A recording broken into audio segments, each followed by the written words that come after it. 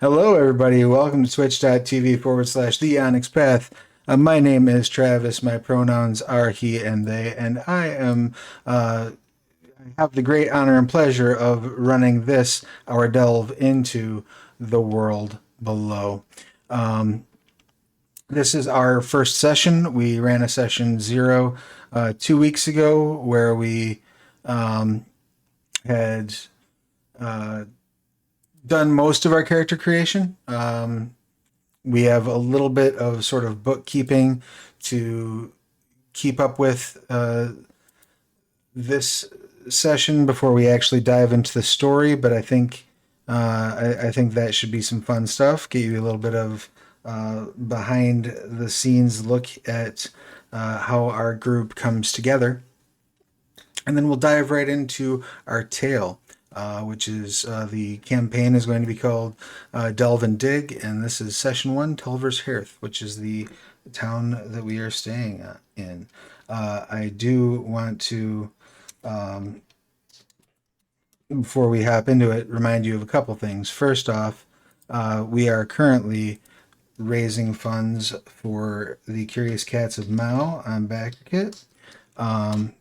Curious Cats of Mao brings the Monarchies of Mao into the new edition of Pugmire, the Realms of Pugmire. It is a supplement for Realms of Pugmire. If you missed the Realms of Pugmire Kickstarter, you can pick that up as an add-on with this, and you can dive in and learn about how all the changes and how things have come forward in the setting for the Cats of Mao. It's a wonderful book, lots of fun. I've had the pleasure of running an actual play of it.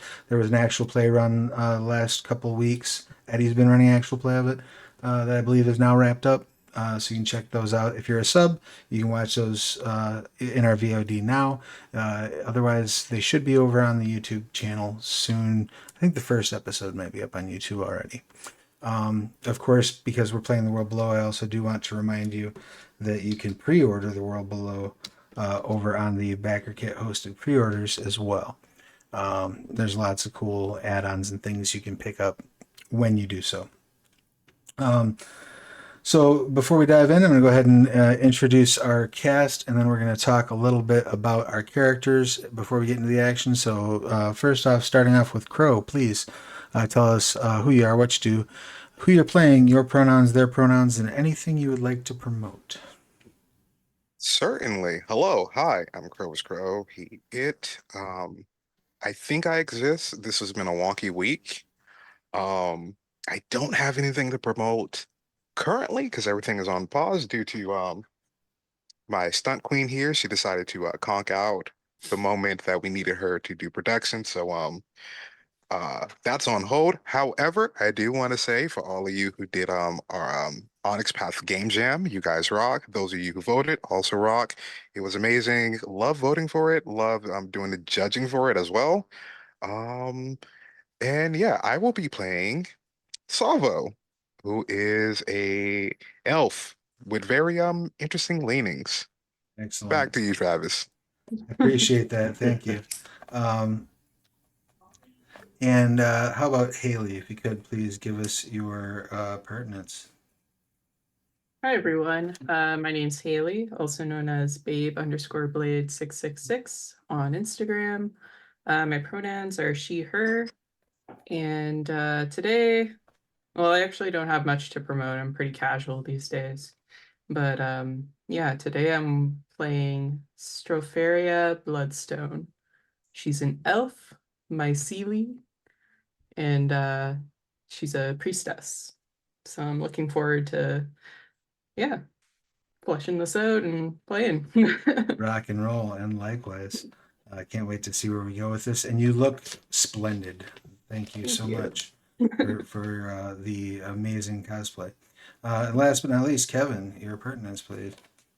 Hi, everybody. I'm Kevin R. Zarnicki, he, him. Uh, you can find me at Necromancy 101. I masquerade as a target card on Facebook. Uh, every here and there, you'll find me called a vampire named Red or a vampire called Red. Uh, Self promotion. I don't know, man. It's right now there's a big drive for my students. My recruiter has finally started bringing some people in, but anybody who comes through me and not my recruiter will pay significantly less.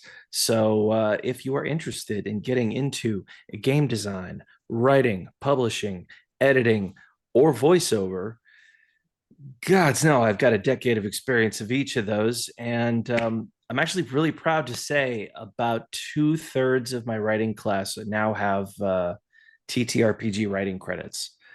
So Awesome. I am, Super yeah, cool. I am really stoked for them. I got to introduce a lot of people to editors, and Align Dev sent me an email 2 days ago that was just like, thank you so much for sending them. They're awesome. This is great. And I'm just sitting here like a proud dad. Like it's such a good feeling. Um, but yeah, feel free to reach out to me at kevin.r.zarnicki@gmail.com and mention the podcast, the stream, the thing that we're doing. I'm so tired. And I'll cut you a deal. That's the best self promotion I can. I will be playing Kale Zool, yet another elf, this one from Skullcrag, an alchemist necromancer who is not quite the sinister type that you might associate with that terminology. Beautiful. I love it. Before we dive into the events of the game, we had gotten through most of our character creation during session 0. The world below is a new setting for all of us, and offers very robust character options. So we spent a lot of time digging into that last session to really decide kind of who we wanted to be and find these people. And of course, Cal, who is not with us tonight, will be joining us in 2 weeks' time when we have our next session. But before we get into the actual play part, the one thing that we have not yet resolved is our aspirations, bonds, and momentum generators. So if you recall properly, your aspirations are found in your dawn path, are the suggested ones, but you can go away from that a little bit if you like. Same with the momentum generator. And tell me, have you had the chance to look at any of those for Salva? Crow. Yes, I think I picked Discover Abandoned Elf Caves is what I picked. Awesome, rock and roll as your short-term aspiration. Yes. Alrighty. And then, did you select a momentum generator? I did not. I would have to go back and look. I believe it was something about chaos, but Sure. I'm currently shuffling back and forth book stuff as I am not able to access my PC. No worries. What's your dawn? Ah, his Dawn. Let me go back. Let me go back. I think his Dawn was like what? It was Epicurean, elf, but then Elf, Epicurean, and gotcha. Okay. then So as an elf, some momentum generator options would be. Oh, that would be the momentum generator. Is the discover the abandoned elf caves. right. So you also went with appreciation for your community, correct? Yes. All right. So with that, that's where you're grabbing your skills, and then your um, settlement. No, you had the community tag. So what was your dogma? Oh, Dogma Well Worship. Well worship, beautiful. So with well worship, some sample short-term aspirations are add a chaos rock to your outfit, purchase an artifact that originated in the well, or use wild chaos despite the dangers. So any of those three might be good for your short terms. You get two, so if you want to just go with two of the stock ones, it's totally fine. That's cool. Let's go with two of the stock ones. Add a Chaos Rock and the last one. Use wild Which one was chaos it? despite the danger. Yeah, let's use some Wild Chaos. I love it. It's one of my favorite things. Some suggested long-term aspirations would include Convince a settlement to deliver a substantial tithe to the well. Interact with a well lich, or learn more of your predecessors. Which of those leaps out at you? You know what? I want to learn more about my predecessors. Rock and roll. All right, please make a note of that as your long term. And then circling back around to Haley, you dogma wise, you were Temple of Benevolent Earth. Is that correct, or were you Church of Golthon? Golthon. Yeah. Golthon. Okay.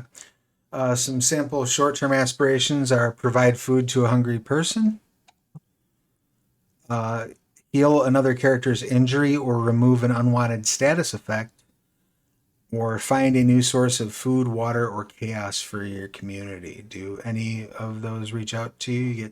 You want to take two of the stocks, or do you want to maybe build something around those ideas? So my aspirations, is this the momentum generator? No, these are your short-term aspirations. Oh, short term. Yeah, I kind of made some up. Oh, awesome. Rock and roll. What did you got? What do you got picked up? I said find an adventuring party because I need it for my long-term party, my long-term aspiration. Okay. And another short term would be like finding healers for like the caravan of people I brought into the city Okay. So like from the Crystal City. assembling a group of healers. Okay. Yeah. And And then then long term? my long term is to find my friend Faden. He was a castle guard at the Crystal City, and he was like there was a bunch of us going to the new settlement, which is where we start our adventure. Right. But I lost him along the way, so I want to go find him. Gotcha. Okay. That makes sense. And then you also were elf, correct? Yeah. And did you select a momentum generator? Yeah, I put feed the hungry, heal the sick and wounded, enlighten the downtrodden. So just cheer people up. Gotcha. Okay, excellent. And then how about for is it Kilzul? Is that correct? That's right. Yeah. Have you Which looking back, I'm like, oh, like Kael'thas. I'm so creative. it's A-okay. It's So like half Warcraft, half Ghostbusters, I guess. yeah, something like that. So okay, so the aspirations are determined by your dogma. Then? Yeah, there are suggested aspirations. You can customize them. Right. You can choose what you want. Did you pick a momentum generator before? No. So you're elf, and I happen to have that open right now. So Right. some suggested ones are discover abandoned elf caves. Mhm. Learn something. What is the Obscura? So the Obscura is a sort of dreamy sort of cloud of fog that appears randomly, kind of throughout the world below.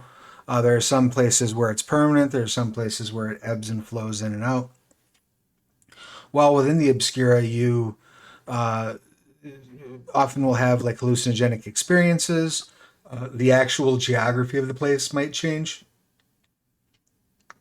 Some people, it's believed that many people get lost in the Obscura and are just unable to get out. That's the one then. Willingly enter the Obscura. Okay, rock and roll. Let's do it. And then your community, Skullcrag. Skullcrag. All right. And then your dogma was Fortuna. Fortuna.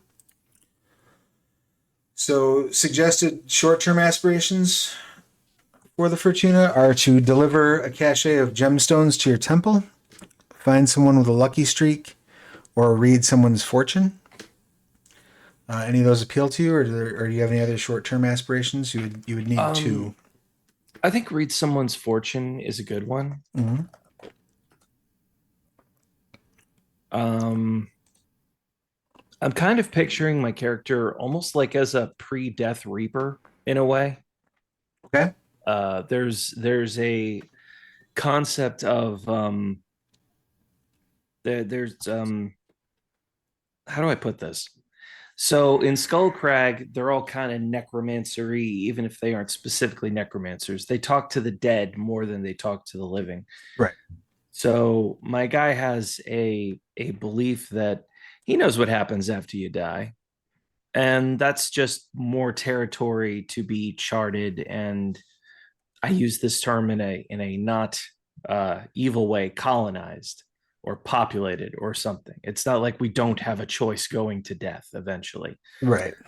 Um, but he sees the living as still in some form of peril, and the dead who have been lost in the dark or the obscura as people who can still be rescued, reclaimed, remembered. It's kind of a running around patching every hole in the ship kind of thing. The long-term aspiration is end a bad luck streak for individual or community. All right.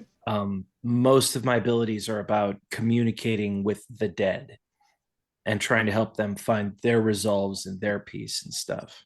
So yeah, there's a reading somebody's fortune might be seen in sort of a where do I connect you with community and time? Sure. How do I help? I like it. And then, so for the second short term, what did you have in mind? Does that come from Fortuna as well? Yes. I'd probably just go with find someone with a lucky streak. Mm. If my guy found a cache of gems, he'd probably give them to an unlucky person rather than to a temple. Okay. There's much more hands-on. I'd say a shepherd of the living and the dead is a good way to put this guy. So Okay. yeah. Excellent. Um, so the next step is forging your bonds. Bonds are the ties that characters uh, share with one another. These can be connections of trust, loyalty, but can also be anything from rivalry to love to kinship to debt to even, a dislike. They're emotional ties that bind you. Uh, you will all start with one bond to another player character rated at 2 dots, and then a bond at 1 for all the other player characters. Now, your bond needn't be mutual, right? Your bond could just as easily, be one person might love another while that person despises them. Like that could be a bond, situation. The biggest thing about it is that while the in character tension can be present, obviously we need to have player character consent to all of the bonds. So how would you like to assign those? And we'll go backwards. Kevin, do you have any ideas in mind for how to assign your bonds? And don't forget we have another player that's not present. Right.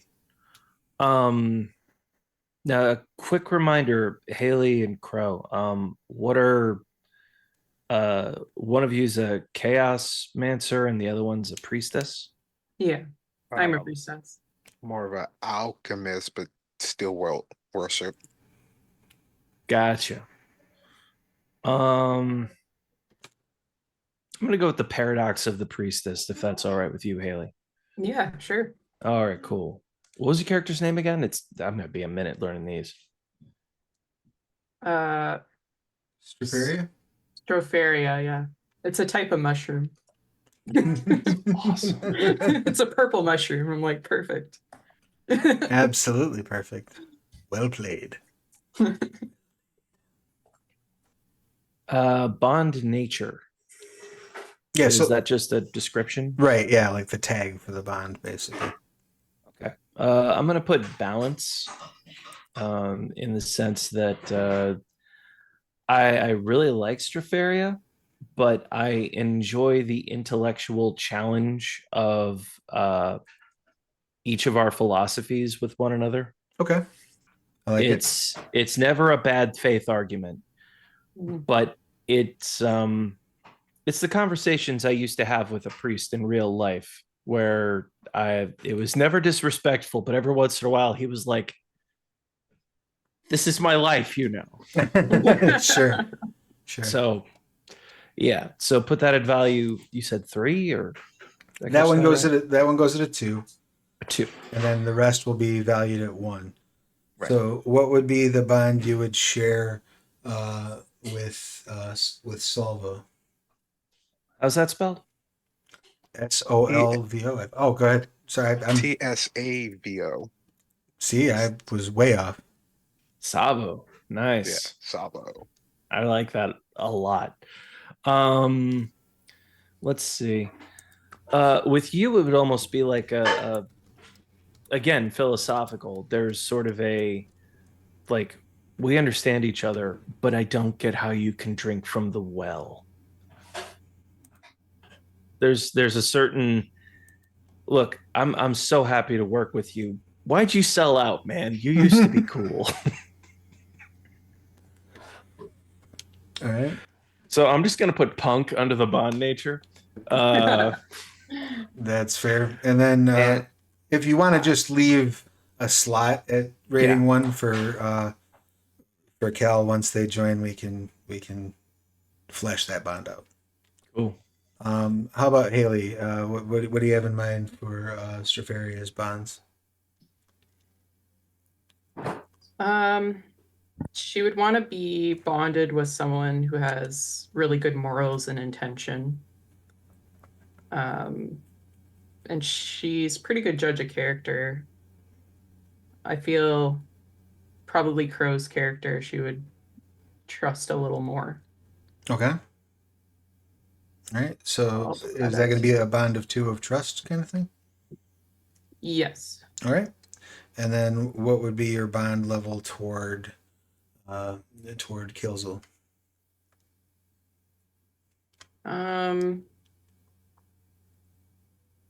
She's a little bit sheltered, so I don't think she's like come across someone like that Okay. that deals with the dead, and it's kind of just like she's all about bringing life into the world and sustaining life. So I don't know how she'd feel about that, but she tries to be kind to everybody that she meets. Would it So would it maybe be a curiosity?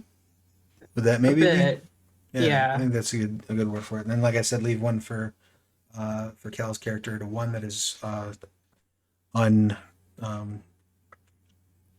unassigned at this point. Unless you So have a it's strong. assumed we know each other. Yes, you all are starting off with this knowing each other. You will have. Okay. Oh, I didn't know that. Yeah, no. You will start off having known one another. You will all have arrived in Telver's Hearth relatively recently together. Well, not arrived at the same together, but arrived within a short order of one another and sort of found a at least common purpose whilst staying there. And then how about bonds for Selva?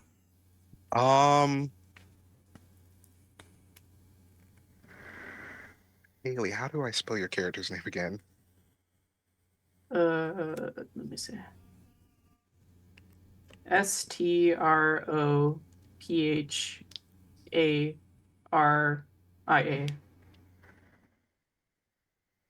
I was so close. Stropharia. Stropharia. I had a Y instead of that first A. I blame Porphyria.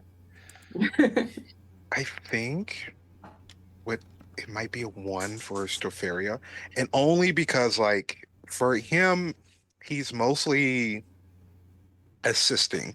It's more uh like in a job, an assignment. He's just it's something that he has to do to make sure that people are able to get from one point to the other, kind of like a pilgrimage. Okay. Um, but on that note, on the other end of that spectrum, just to complicate things, is Kelzo, who is more like a curiosity because like secretly it uh, that which has not described themselves at all has how they met was more like a curiosity while hunting and thinking, should I take him out? He's trespassing. He doesn't know he's trespassing. I should take it out. No, let's follow it. And that's kind of just been like the relationship there. Like Savo has just been following Kelzo this whole time as a curiosity, still thinking, is this friend or foe? Gotcha. You're right. There's a you're compelled by them, Yeah, but the jury is out as to what degree and to what direction. yeah, exactly. It's complicated. I'm constantly seeking the lost, I living or dead. No one left behind. I love every inch of what we have going on here. So now that bonds are handled and our aspirations and momentum generators have been tracked, I just do want to get into calibration tools or safety tools, if you prefer. Um, Sure. we discussed off camera, but I'd also just like to note publicly. I use the X card. Anytime you want to X out of a scene, you can. You can hit me up in our Discord chat. You can hit me up. You know, you can just say X. You can put your hands up in an X pattern. Full disclosure: the last place I will see it is in the chat, but that is an option if you don't want to, like, for whatever reason, publicly say it. If somebody plays an X card, I will just stop the scene, remove the element that triggered it, and move forward.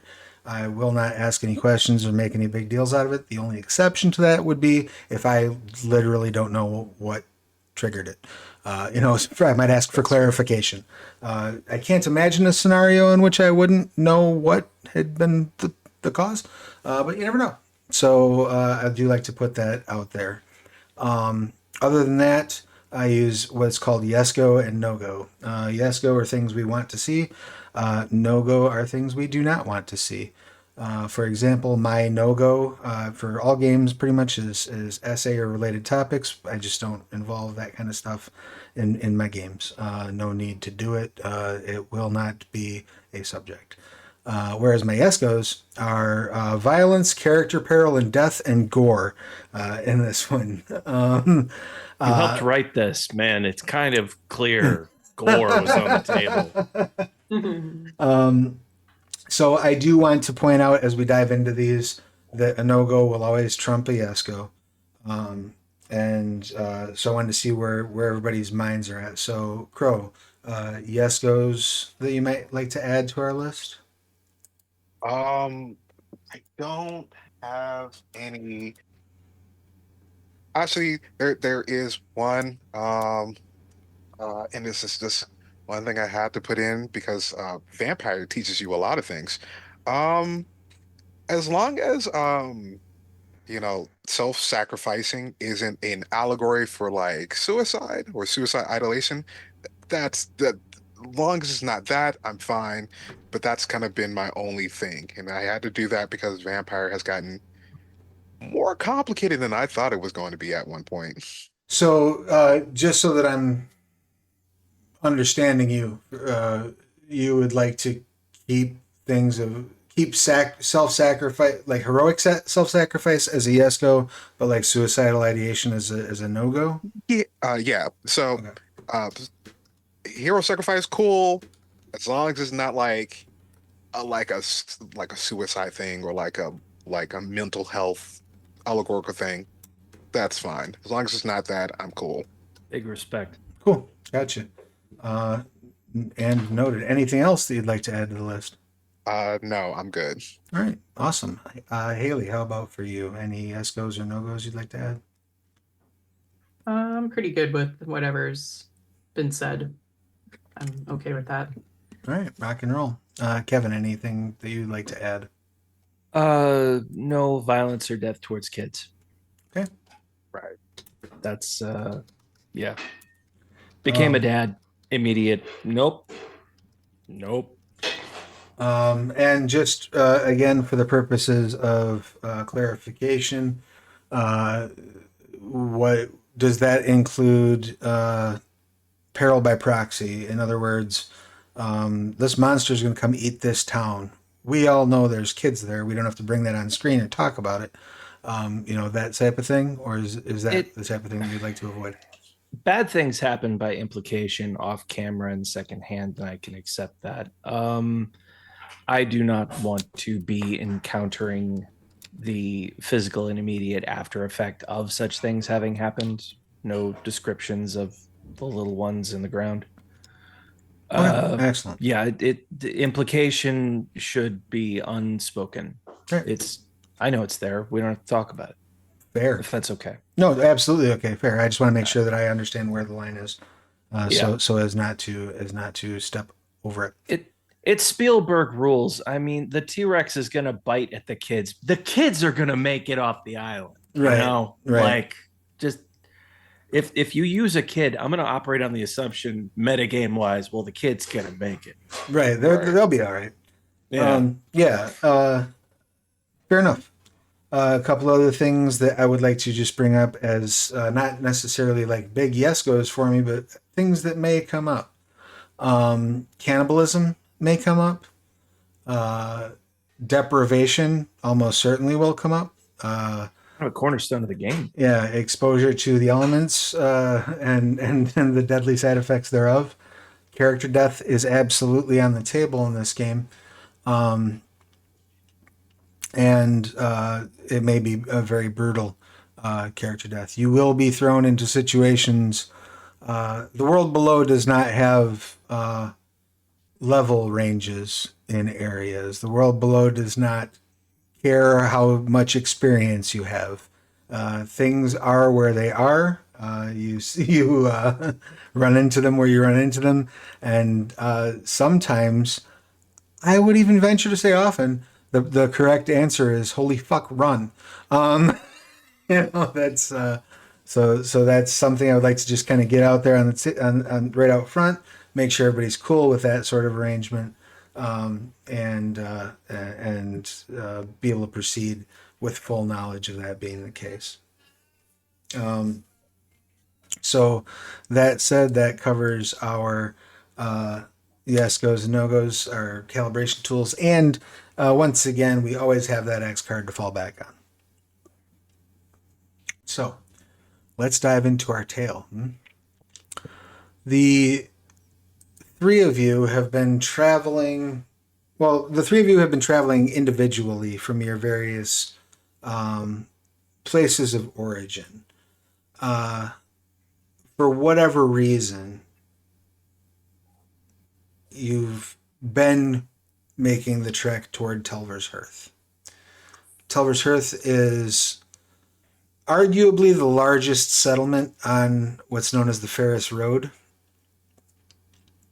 which runs pretty much from the highest strata of the world below all the way down to near the well, down to Oricaster, which is pretty much the last bastion of civilization before you get into the well. I'm going to assume that our story begins very recently after or very soon after the most recent calm period. During calm, settlements sort of board themselves up and everybody hunkers down and survives, weathers the storm while the world below undergoes storms, changes, chaos effects, things along those lines. Tunnels might appear or disappear. Grave changes happen, so it's very dangerous to not be in a settlement during calm. So we will assume that you all left your ports of harbor after the last calm and made your way to Telver's Hearth. Telver's Hearth is massive. by the world below's standards. There are several hundred, if not a few thousand people residing here. Many of the areas are cramped, buildings kind of almost stacked atop one another. The common wisdom in a lot of places in the world below is if you don't have immediate access to a lava flow, you have no business smelting metal and doing and running a forge. Telver's Hearth didn't get that memo. There is a lot of metal work being done here, partially because it is such a centralized location that ores naturally sort of gravitate toward there, through trade. But also because people who are looking to make their name, make their fortune as craftspeople, often head to Telver's Hearth to sell their wares in the massive marketplaces there. This has the unfortunate effect of there being a perpetual miasma of like ashy smoke in the air throughout Telver's Hearth. And most of the settlement is uncomfortably loud during the day period when the sun flies are up, just from so much commerce and so much work. Now, Telver's Hearth never really sleeps. Even when the sun flies go down, the markets stay open and the forges continue, though it does back down a little bit. You have been able to find some lodging at an inn on Sarath Row. Sarath Row is sort of a series of caverns kind of off in a little nook away from the forges, about as far away from the forges as you can be and remain in Telver's Hearth. So you might even make it through the night without hearing any clanking and clinking of forge.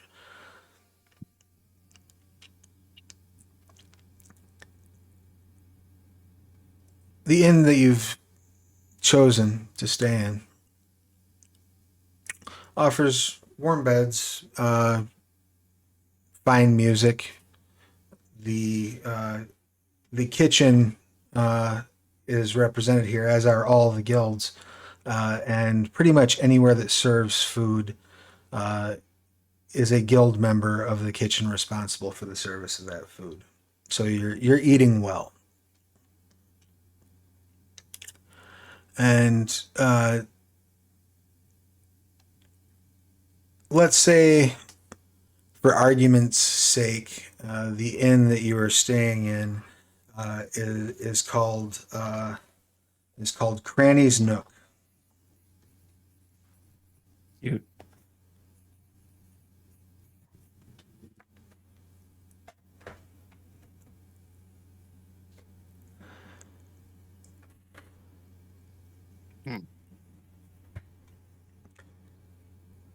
The night of your slumber has been peaceful. Like I said, aside from the occasional errant clank of a particularly loud forge, no real sound to have bothered you. The revelry stops in the inns usually a couple of hours after the sun flies go down, giving people enough time to get a reasonable rest.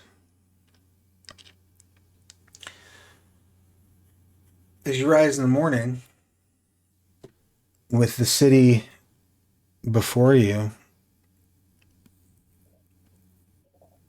what would be your agenda? We'll say for convenience's sake that you have all wound up at the same inn, shared a meal a few times, gotten to know a little bit about one another, and kind of decided that, these are people I would like to, at least for the moment, hitch my wagon to. So to be clear, this is us meeting. You have met. You have Okay. You have stayed there. We'll say you're about 3 or 4 days in. We'll assume that each of you is carrying a meager amount of minted currency that would be accepted along the Ferris Road.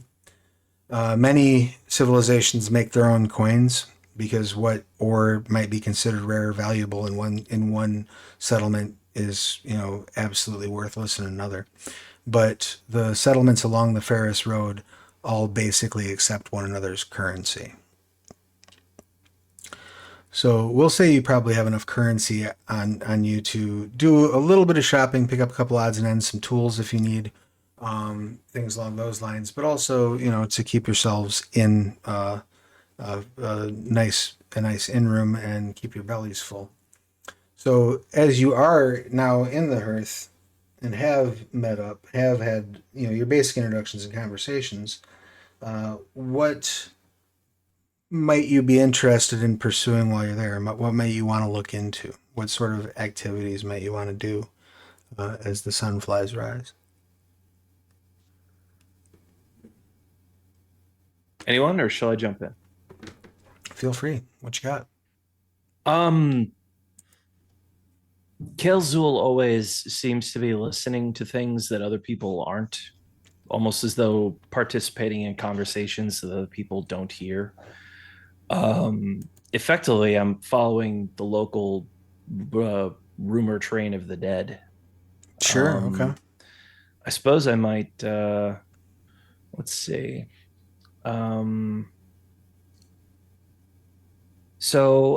Yeah, I'm going to offer services to local farmers to, cast compost for them, for example.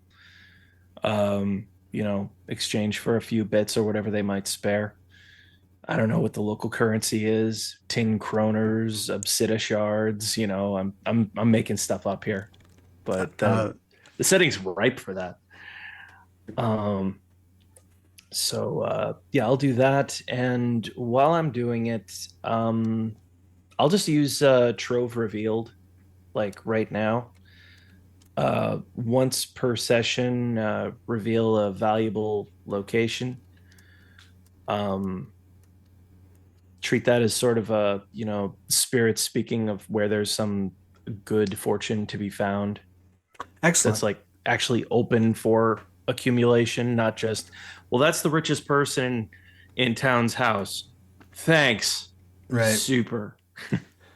So your intention is to kind of wander around and look for this place. Now, is that tell me, is that one of your theses, syntheses, or a That is sorcery? a synthesis. Excellent. And is there any cost or role associated with it?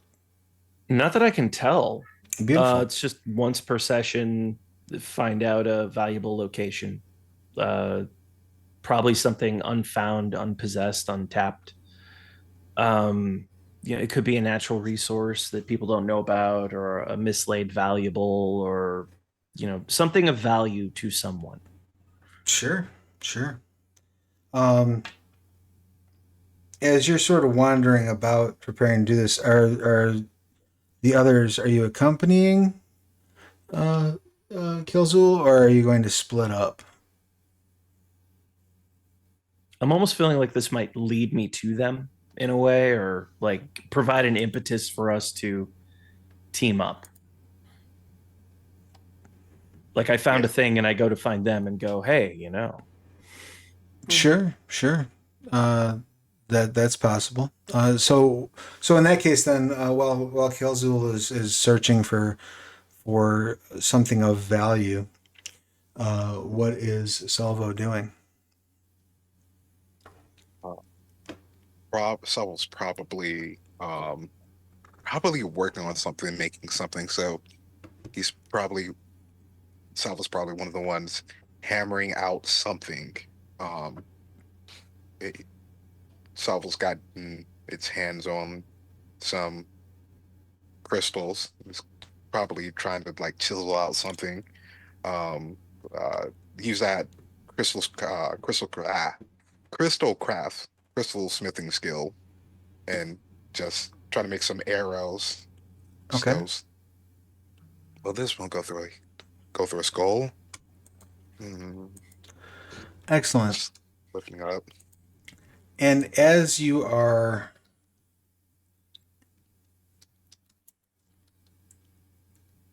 sort of looking around to get supplies and um,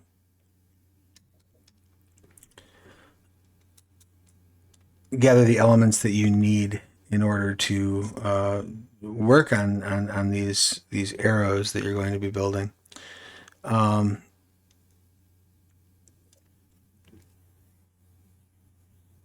you notice, correct me if I'm wrong, you're a Parisian, correct? Yes. You spot, as you're walking through the market, you notice two things. One, um, not everyone, but certainly enough of the merchants in the marketplace and the people sort of milling about seem to be giving you a bit of a wide berth. Some perhaps even giving you kind of a bit of side eye. Uh, yeah, used to it by now.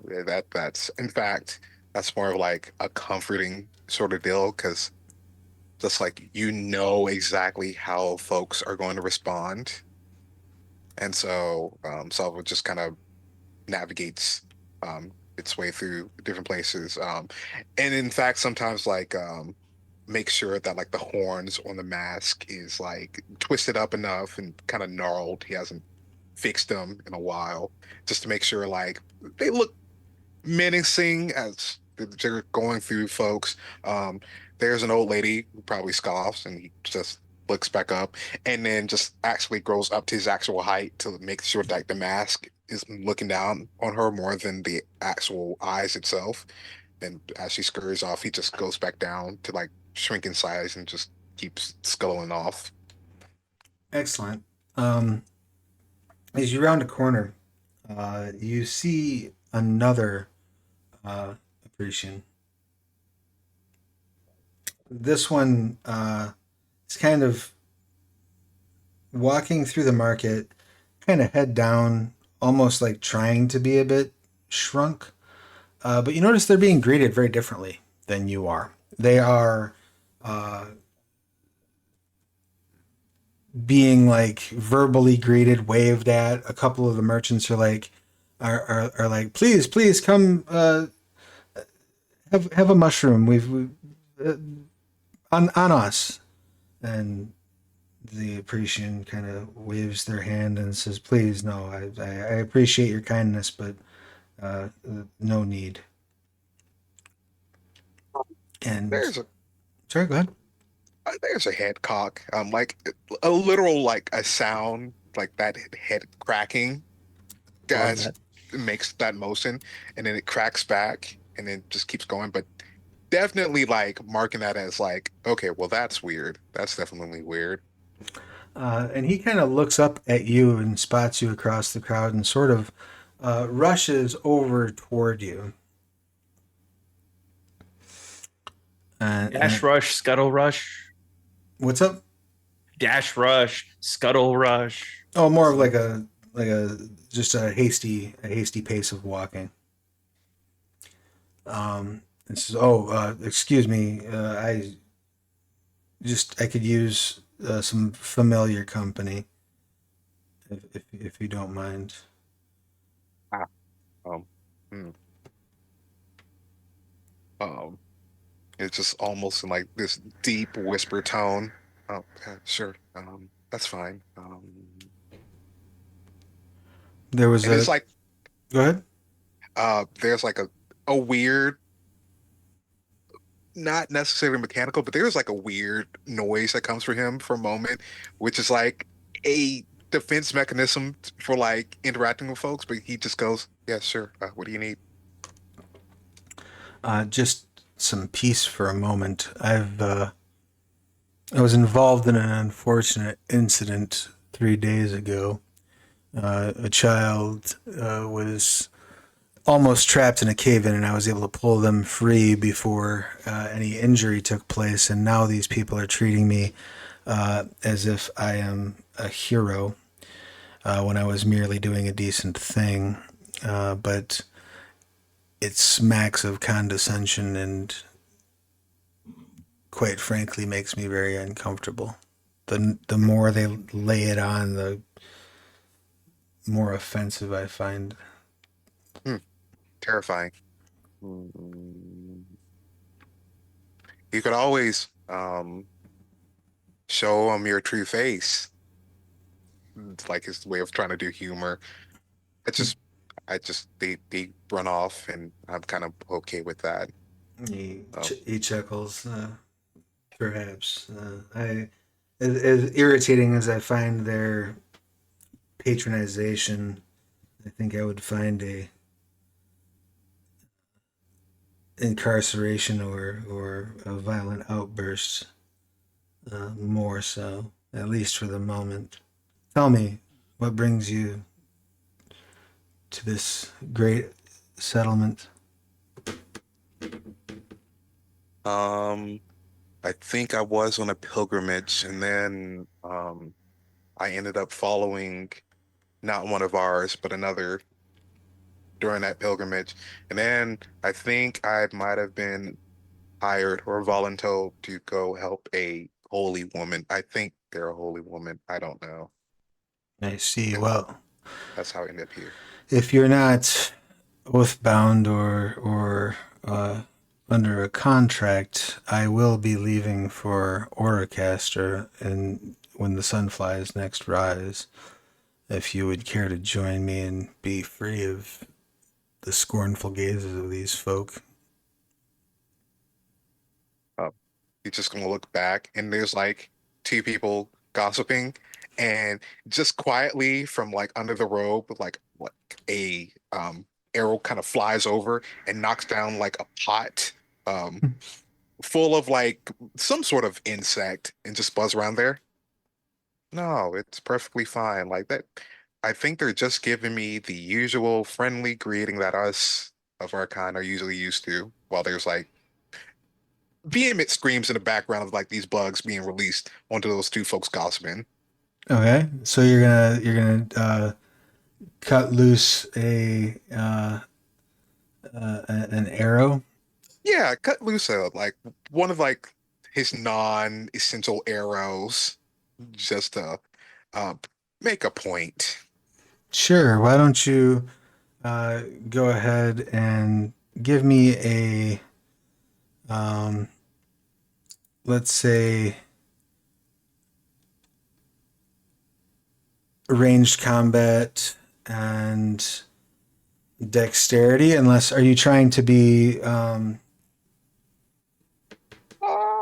stealthy about where this is coming from? Are you trying to do this without being noticed? Oh yeah, a little bit of stealth. In that case, I would allow you to lean on cunning over dexterity if you prefer to do so. Same thing. So So you'd roll that number of d10. Your target number is 8. Tens count as 2 successes. I'm going to uh, give you a minor complication to your roll. okay, And what that means is if you're not able to resolve that at a cost of 1 hit, um, you will be noticed. gotcha.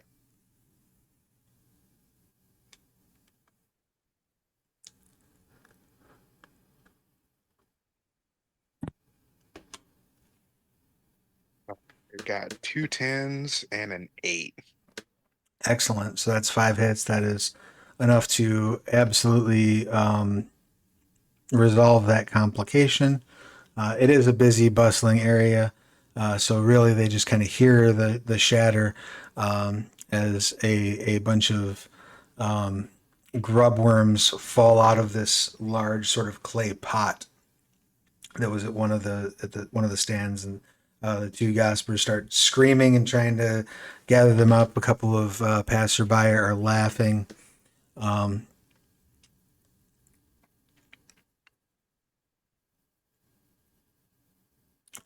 your newfound associate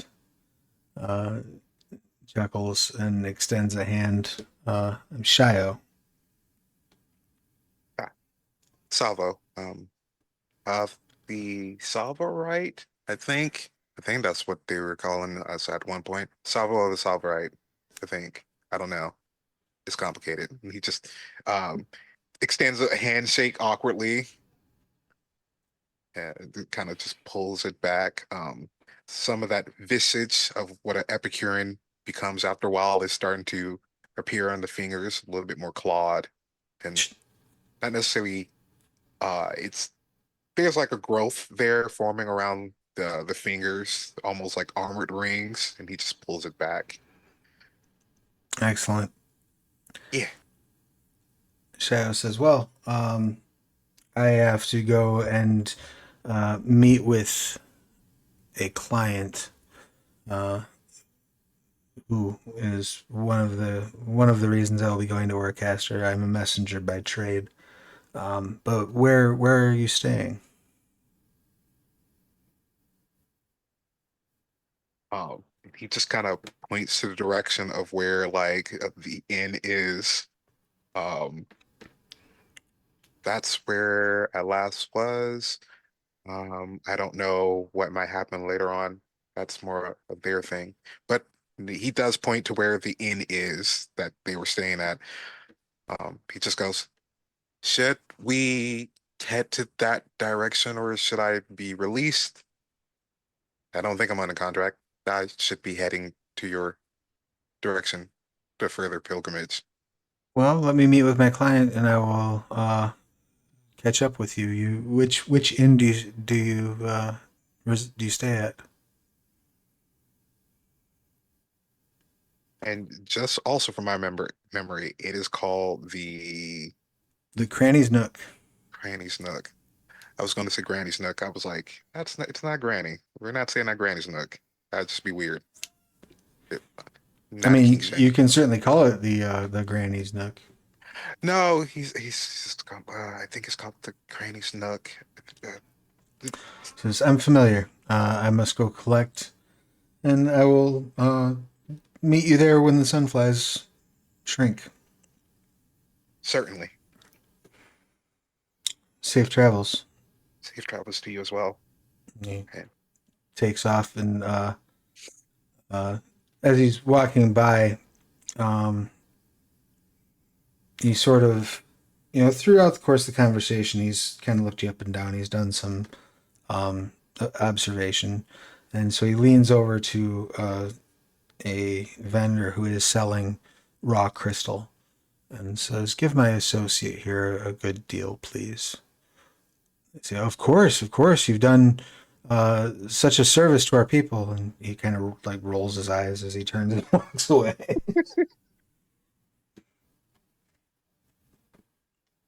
I think out of our people, I must enjoy this. Think the well. And goes on to do what it was that Sabo came to do. Okay. Yeah, you pick up the raw materials that you might need Yep. for a little bit of work. And Getting I'm sorry. getting the crystals and getting the fuck out of there because there's a lot of people here. Yeah, and as soon as you are no longer like within visible proximity uh, of your newfound friend, you notice the attitude grow much colder toward you from the outsiders. Um, very very uh, very much getting the vibe like they're willing to let Shio go because let Shio pass because Shio did a big favor, but Right. the rest of the Apprecians shouldn't be darkening their doorstep, kind of a vibe. From there, are you heading back toward the inn, or are you trying to find like a space where you can work a forge? You know what? I'm probably gonna try to find them first. because most likely they're probably going to call for like a meeting or something for our next leg. Okay, excellent. With that, um, where is Treferia at? So she recently arrived to the settlement city. She had a caravan of refugees with her, and she's mostly gotten everyone settled. There's just a couple more people that she shared the hotel room with, or the inn room with. So she's going to just try and make arrangements for them before she sets off. And Who would you like to reach out to? There are guild halls of all the major guilds present. There are temples for all the major faiths present. There is also the actual government of Telver's Hearth, which is a group known as the Sitters. It's a council of 8 elected folks who may serve for the duration of 30 votes and then must step down.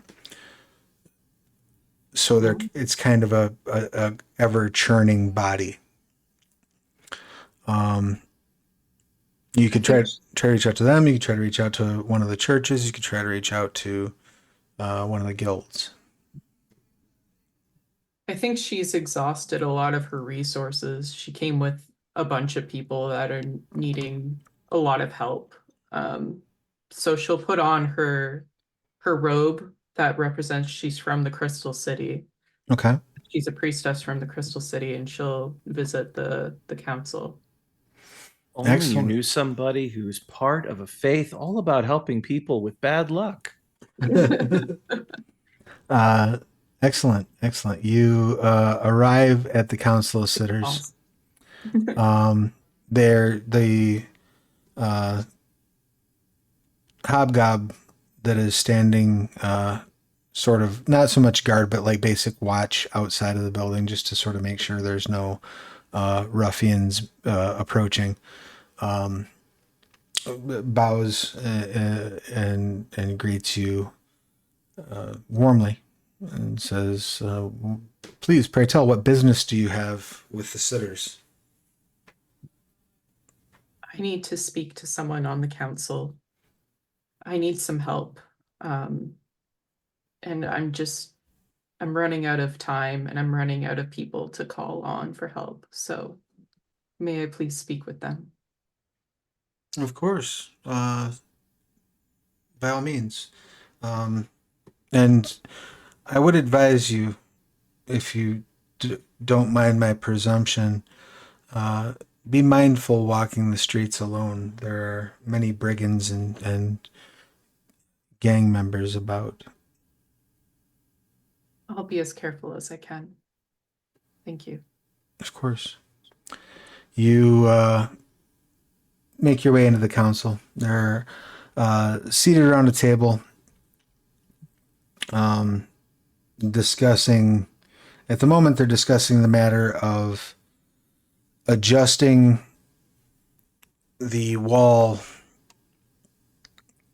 around an area that they refer to as the Whale, as in WAIL. And you can sort of pick up kind of from context from the conversation that this is an area where some sort of fungal growth creates great disturbances of the peace as it screams loudly during the night hours.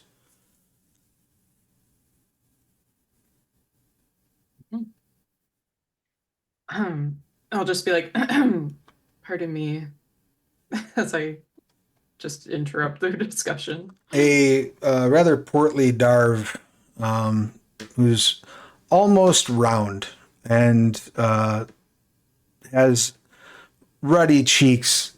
If you imagined the word jovial, it would be this fellow. turns to you and says, "Why, we've royalty in the house. What, pray tell, brings you here?"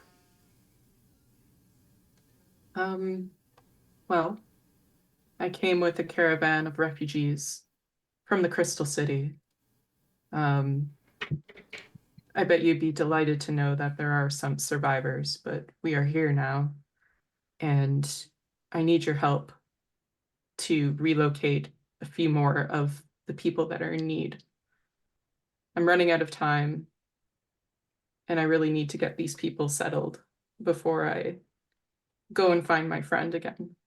Well, you do know the Hearth is a very highly populated place. Are these folks trade skilled? Have they something to contribute?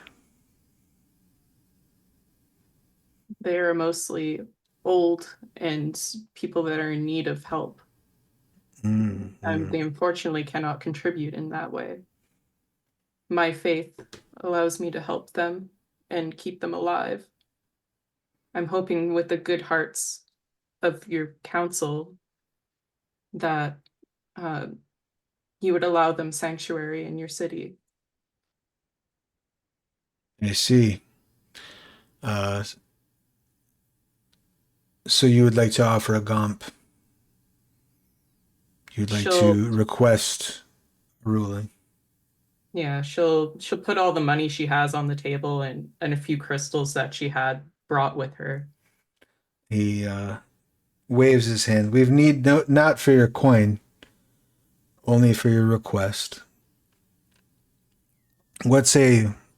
They begin sort of mumbling between one another and suggesting a few neighborhoods in which they might stay. Um, One of them points out, well, uh, Treza uh, went missing just before the last calm, and there's no one to run her in. Perhaps we can house them there temporarily, at least until someone comes to claim it, or perhaps they can even uh, make a life for themselves running the business in her absence. The jolly Darv turns to you and says, "Would this be a suitable arrangement for your downtrodden?" Yes, I appreciate this so much. If I survive, I'll come back and perhaps I can run a sanctuary here in town. I'm a very skilled healer and a very skilled priestess, as I was the religious leader of the Crystal City. I see. Very impressive. Tell me, you are also a Myceli. Uh, Yes, Perhaps you can help us with another problem that we face. of course. Always willing to help. There are there's a cavern right on the voidward edge of the city, which is populated with very loud mushrooms. Each calm we seal it off with stone, shards of metal, whatever we can find, but each calm it somehow manages to pierce its way free. And it keeps about a third of the city up all night with its ceaseless noise. Is there something you can do for us? I can investigate. There must be a reason why they're so loud. Perhaps they are crying for help. Certainly. I We appreciate your efforts. Yes. Please let us know what you find. I I'm not a beggar, but would this job include some sort of payment? If you can end the whaling, we will compensate you with the cost of whatever resources we would expend sealing it off. Excellent. I'll do my best. Please do. She'll gather her coins and crystals and put it back in her pocket. Excellent. And you walk out. Are you going to try to gather the others, or are you going to head voidward to investigate yourself? No, I have a plan now. I'm going to get the others. All right. And then we circle back around to Kilzel. You were seeking a object of value. Mhm. And please, one more time, run the name of that by me. Trove revealed. Excellent.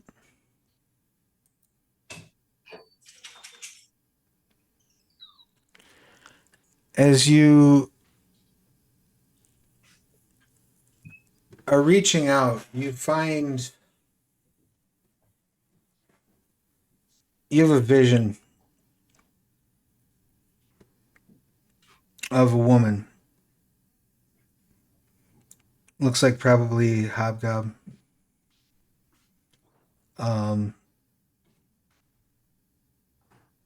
very powerful arms, wearing an apron, smelting it, some sort of metal on what appears to be a forge with no heat.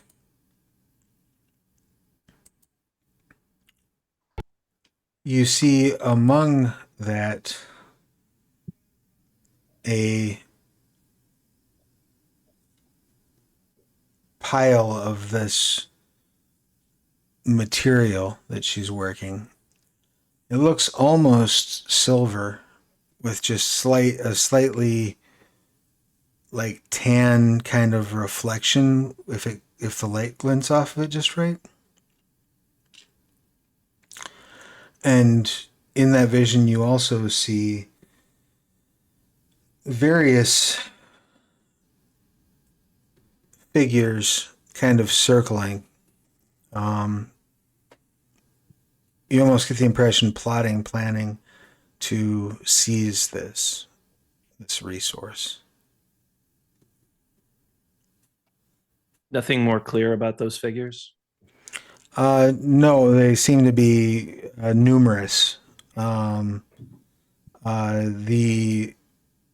impression that you get is that it is not any one particular organization, but several rivals, perhaps. Okay. And that, in their estimation, this is the most valuable thing in Telver's Hearth. The vision is specific enough; it can lead you directly to that forge, if you so choose. Perfection. Yes, perfection. I'll sling my staff and head that direction. At least I assume I have a staff. I couldn't find anything about equipment to start. Sure, yeah, you have a staff. You would start with some tools. Tools generally are created with tags. Staff would be fine. That staff could also work as a weapon. I have no combat skills. I'm relying entirely on my animate ability. Sure, that's fine. A quick question about that, by the way. If I were to say, and this is a theme for people who watch me play other stuff, if I was to cast animate on a weapon, would that weapon become like aerial? Like, would it fly? Or is this like Sorcerer's Apprentice where things just gain flexibility and the ability to locomote under their own energy? Yeah, they don't generally gain like a new, like a movement mode that they wouldn't normally possess. You know what I mean? They wouldn't like gain the power of flight automatically. If you animated something, perhaps if it was, say, a crystal carving that had wings on it, then Sure. it might be able to fly. Could I have some kind of little poppet with blades or something that I can animate and send to attack? Sure. Very, very ogre tactics. Sure, that's fine. Cool. All right. Yeah, I will make my way to said Hob Forger. All right. By the way, you all get to start with one item. If your item is a weapon, you get to choose 2 tags. If your item is armor, you get an additional injury box and 2 tags. And if you choose an adventuring tool, the tool has the exceptional tag and may either be chaos bound, rugged, or versatile. Which chapter has the tags and stuff? So the actual tags themselves, Would that be appendix and subsystems?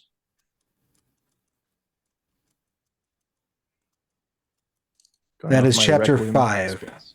Okay. survival systems. Ooh. But yeah, we can assume you have a staff whether or not it has tags. It might just be a piece of of driftwood that you lean on.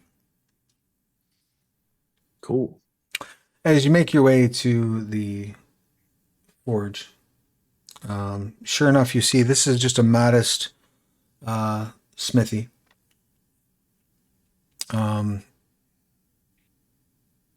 There are 2 hobgobs sitting out front. They look relatively young, probably in their late teens, early 20s. And they have display racks on either side with various tools, weapons, armors, art items, things along those lines. Between them is the door where you can hear the banging of the forge inside. And though it's difficult to suss out given the amount of just ambient smoke in Telver's Hearth, you don't think that any is emerging from this smithy.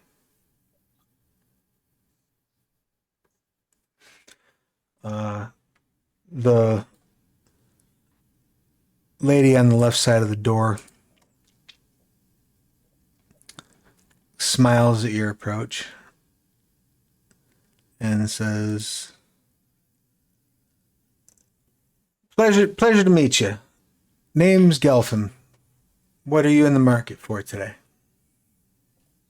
I come to offer counsel.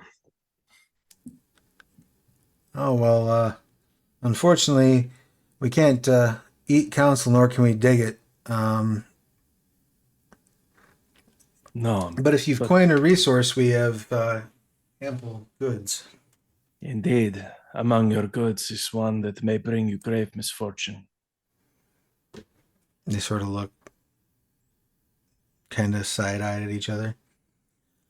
The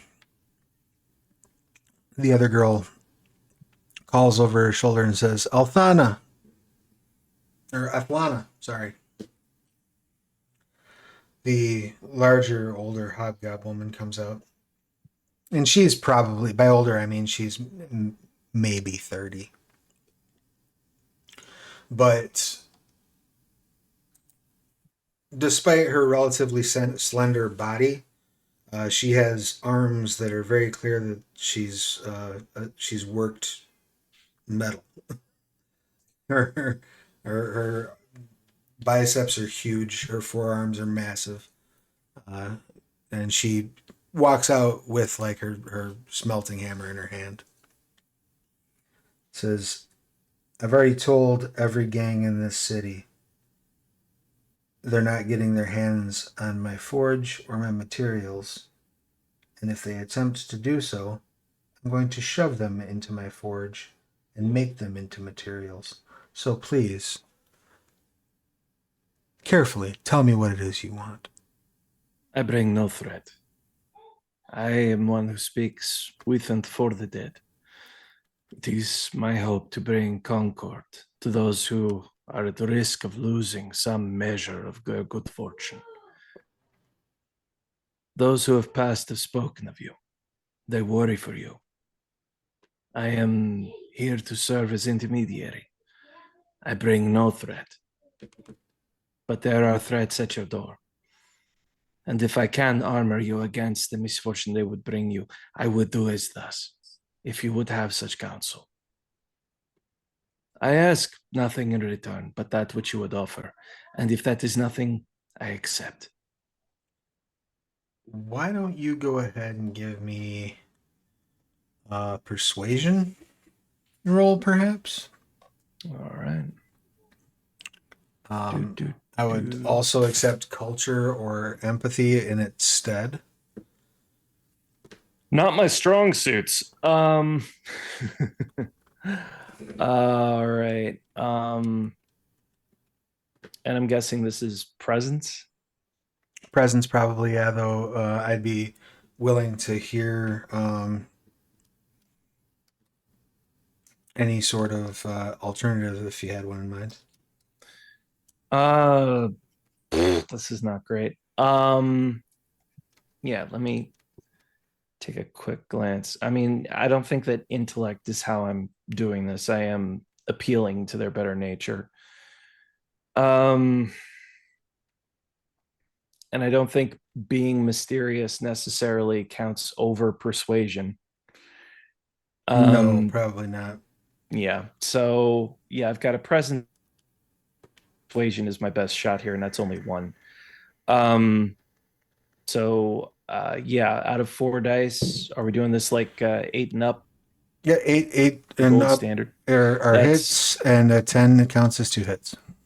That's 1 hit. All right. She raises an eyebrow and says, "You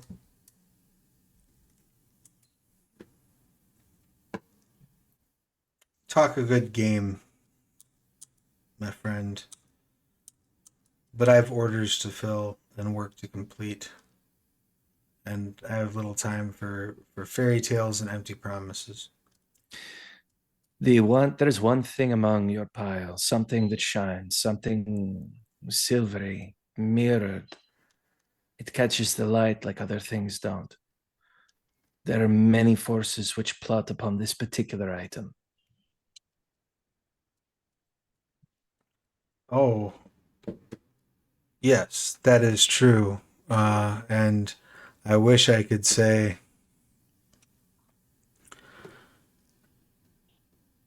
that knowledge was less common, but rumors are flying all around Telver's Hearth about my new invention. Invention. Yes.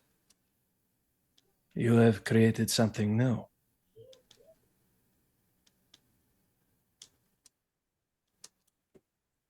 I have.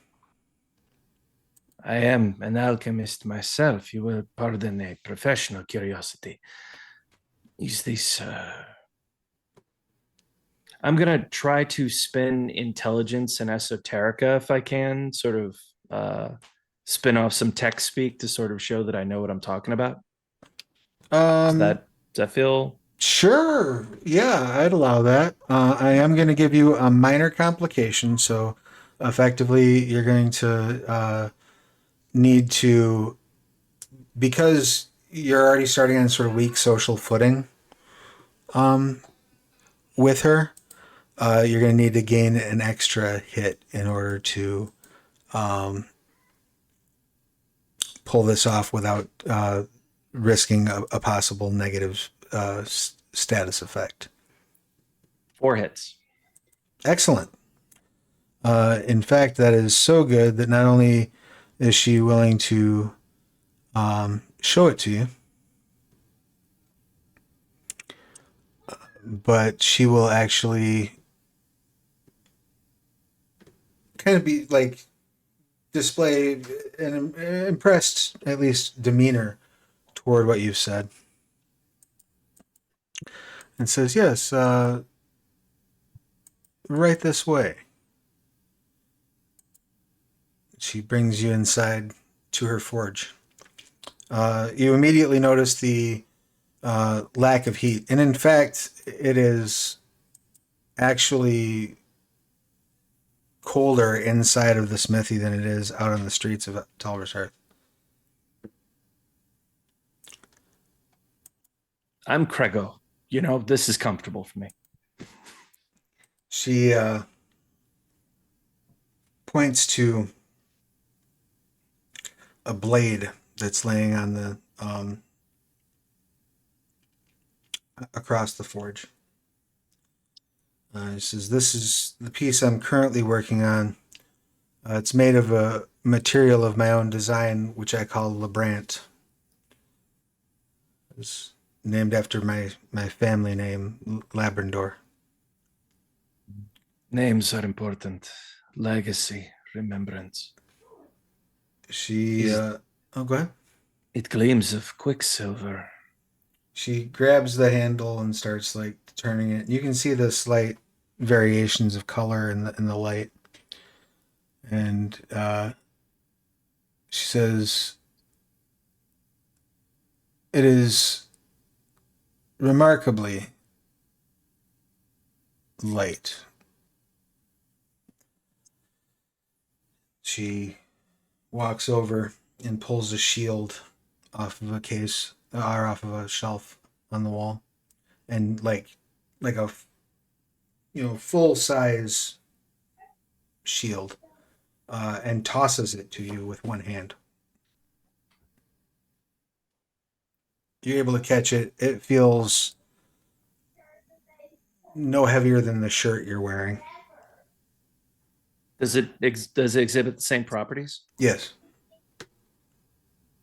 It shines of oils and opal. She grabs a pick off the wall.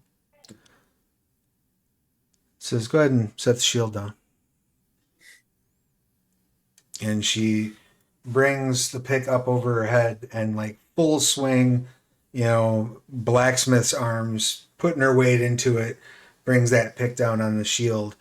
And you see the shield like cocks inward, but the pick does not penetrate the metal. She tosses the pick back onto its place in the rack. "This is what they want from me." Everyone would want this. This is an inflection point. You're Yes. brilliant. Well, thanks. I appreciate it. Unfortunately, rather than allow me to ply my trade and earn the spoils of my research, the various interests here in Telver's Hearth seem to be circling, wanting to take this from me. Now, the materials itself, if I lose, I lose. But the secrets of how it's forged, only myself and my nieces know. You say you come to help me? Help me get out of here. With my Maybe we wish- forge and my items. You merely wish to leave this place. Preferably in a way that I will not be followed. We are all bound for the Great Crossing sooner or later. It is far from your time, though. I must believe this. Too many could be saved with what you have made. And dominance serves no one. Well, if I can get to a safe place where I can think, perhaps find some allies who are a little less greedy. I do think this material should be made available. I do think that this tools and even weapons made of this could be of great use. But I can't do that when I have every gang in Telver's Hearth over my shoulder. Do you have family in another place? Somewhere you would be safe? My only family are sitting outside handling the sales. Is there a place you perhaps have in mind? A place you would be allowed to work in peace? Ultimately, I think I might have much better.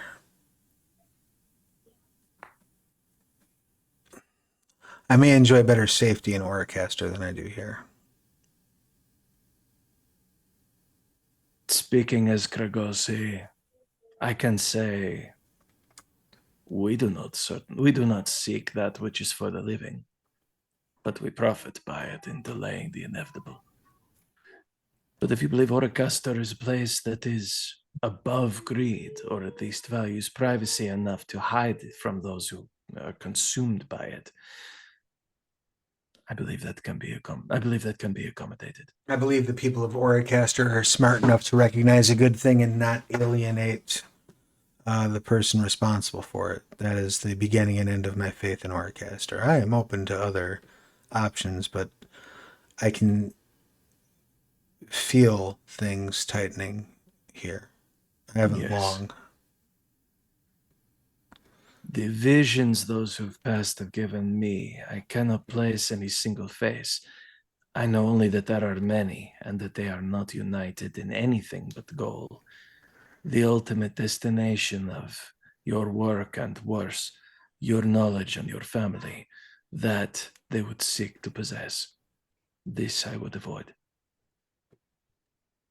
Well, the key is getting out of here in one piece. I have spoken to one person who claims they can move myself, my forge, my family, and my wares in an untraceable fashion. But only that is only the first step of a journey, and it's not the safety of which is not guaranteed. If you and you said you speak with people, the dead, can they help? They often do. And past that, my connections are not limited merely to those who have crossed. I know some among the living as well. I Well, could certainly see if they are willing to assist as well. I myself do not ask for any payment but that which you may offer at the other end. But they may be a bit more in requirement of remuneration. if it's coin they want, I have plenty. If it's tools, weapons, and supplies made of the finest metal to exist in the world below, I can provide. I cannot imagine a better prize than what you have created. It really is an art of transfiguration. Thank you. Simply remarkable and cold forged, truly. Yes, I grew quite tired of inhaling forge smoke, to be honest with you. I can relate. My voice was not always thus. Well, you give me a good vibe. I hope that I won't regret trusting you with this information. I will endeavor to be worthy of the trust you invest in me and be a worthy speaker for those who have passed. You say you have someone who may smuggle you from this place very soon, yes? Yes, she is agreed, in fact, to be here at the fall of the sun flies, if I wish to, if I'm willing to take the risk. So if you can gather your folk and be here by then, uh, having some extra assistance would not hurt. My very thought. I will return as best I can, with what forces I may, and hopefully we will see you and your family to safety. And of secondary concern, this grand treasure you have created. Thank you. Take my leave and seek my erstwhile companions. All right. You are probably going to run across, I would assume, Strophera first, simply because the forge that you're at is kind of voidward of the city center. So you probably will run into her as she's making her way toward the whale. And in fact, as you approach that area, you can hear a discordant cacophony of horrific screaming in the distance, but can definitely hear it. I pause for a moment as though trying to decipher whether this is the living or the dead. Not quite sure. Hard to put your finger on, but you do see you do see that Strafaria seems to be headed that way with purpose. I just had a Goonies moment. Yeah, Mikey was here all right. Precisely. I'll trot up to her. Well, priestess, Well met. Um, well, I just got a bit of a job. Would you be interested in joining me? I would consider an exchange of services, well, worshipper, if you would be amenable to hearing me out. Absolutely. Uh, What do First, you please. you noticed the screaming, right? Good, that wasn't just me. Those are the myceli or the Well, mushroom? they're a mushroom. They're a fungus that's causing the screams. Yes, Oh, yes. Purple shriekers, one might say. something perhaps along those lines. Yes. Dear Ed Greenwood, I see you. So it's the fungus that is making those screams. Since, well, I am partly in that family. Um, I'll try to go see if I can help calm the fungus, and then we'll get some reward out of it And Do you believe I can be of service to you in this regard? for protection.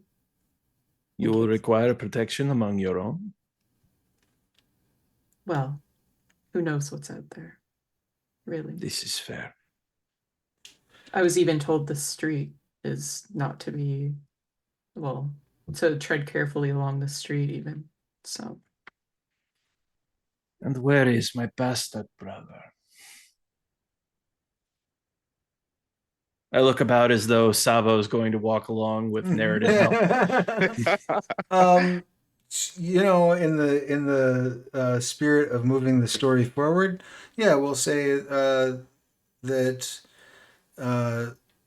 Salvo, perhaps you got turned around, Right. headed back towards the inn.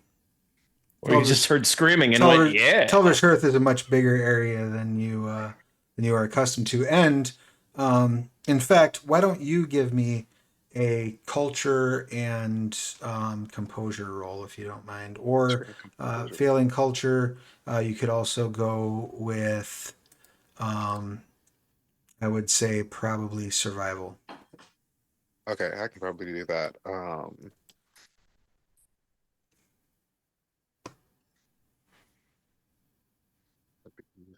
So, just one success. Okay, that is sufficient for you to kind of note, like, part of how you got turned around was you were taking the path you thought maybe would take you back to the inn, and you definitely noticed, like, four humans in sort of ratty piecemeal armor that looked like it had probably been stolen off of several people and pieced together. Uh, you know, blades kind of at the ready, kind of in the cut, like along along the block you were about to walk down. You're like, nah, that doesn't look like a safe route. You know? And so have turned and now have made your way into this area where there are some screams. And in fact, yeah, as you look down, you can see Salvo probably a couple blocks down the way. Like, you're going to need to call out or go down there to get his attention. But I'll just kind of wave. Pretty noticeable. Yeah, that's true. You kind of get the feel, you get that tickle at the back of your neck, and sort of look back over your shoulder, Silvo, and you see the giant mushroom cap, if nothing else.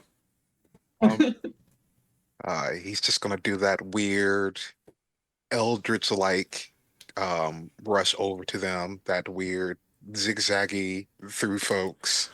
Kind of like a floating black cloak just going through folks back and forth and just appear.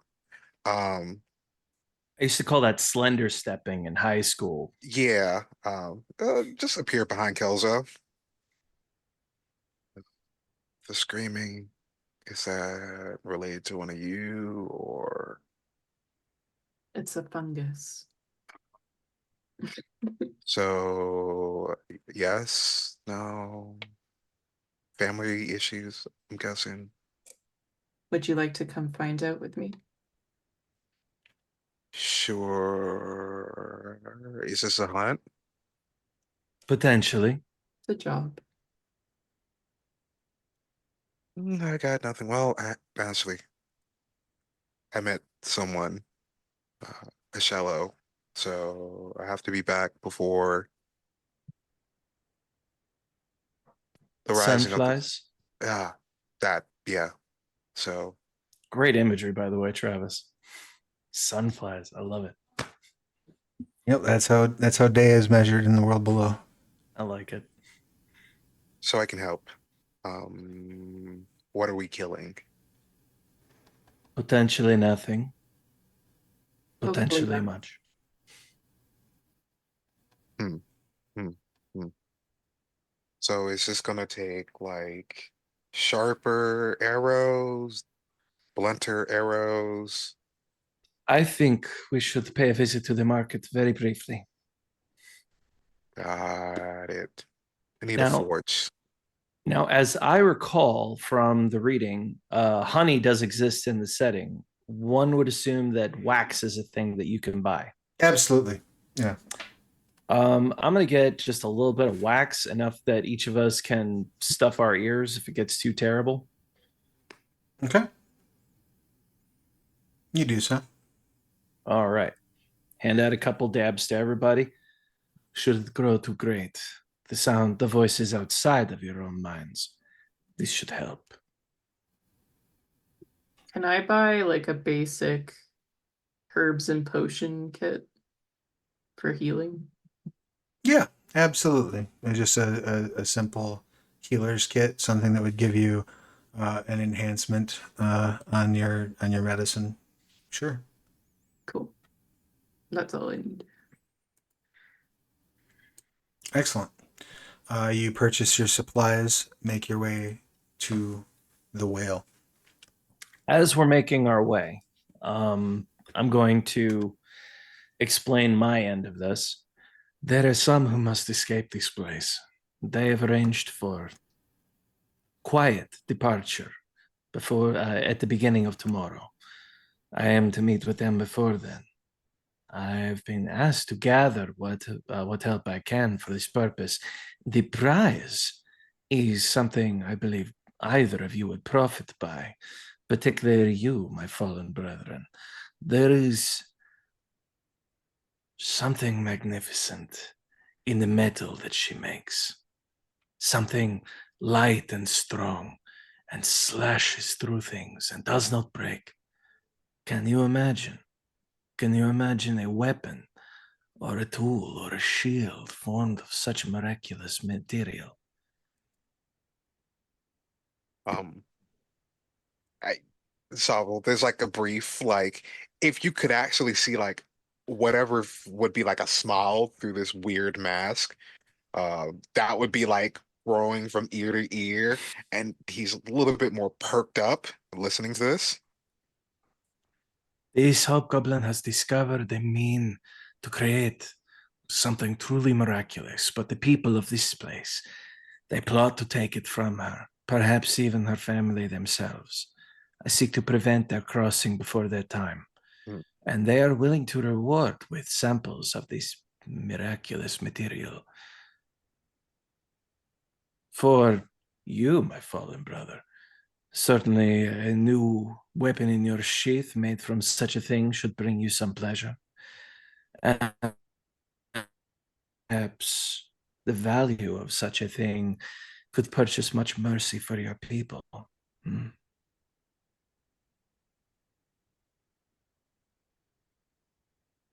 If you are willing to help, of course.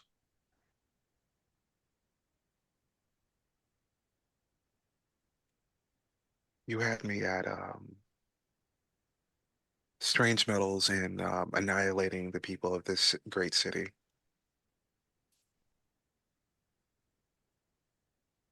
Not quite what I meant, but I'm glad to have you. Hmm.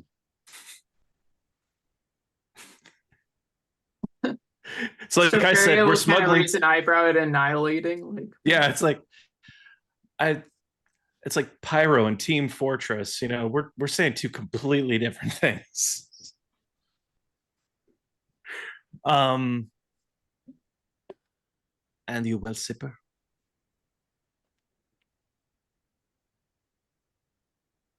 you talking to me? I am. Oh, Do you not sip from the well of your masters? right.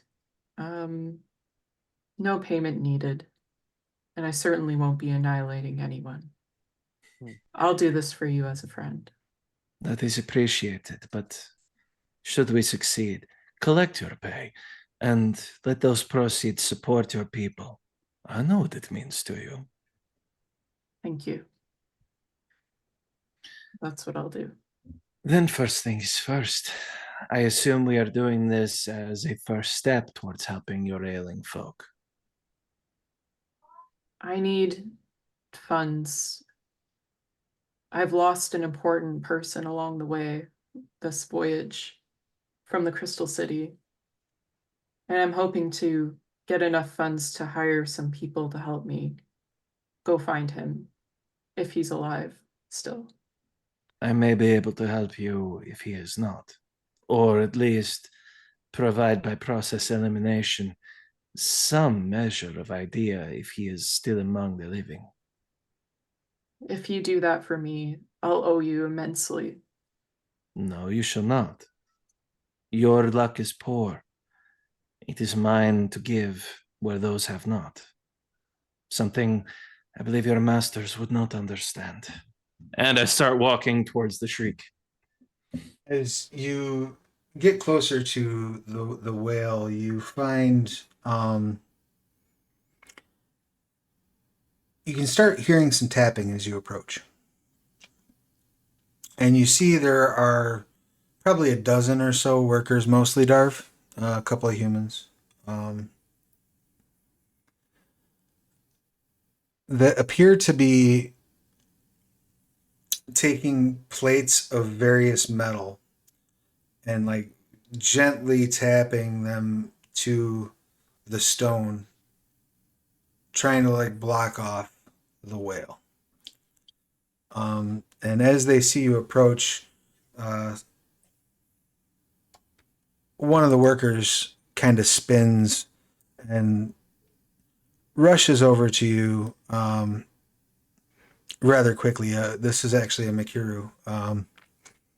They have a rather large satchel on their side that appears to be filled with basically what looked like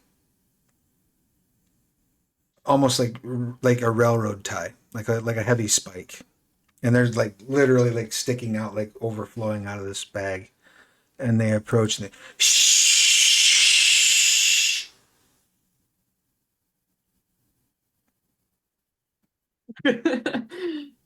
We have to keep it down as much as we can because if we make too much noise, it aggravates the whale.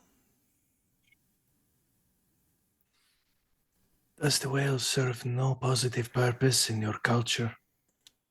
None at all. It is a hindrance. It is an annoyance at best, a hazard at worst. I remember 4 calms ago, the wall fell completely, and everyone within 100 paces grew deathly ill.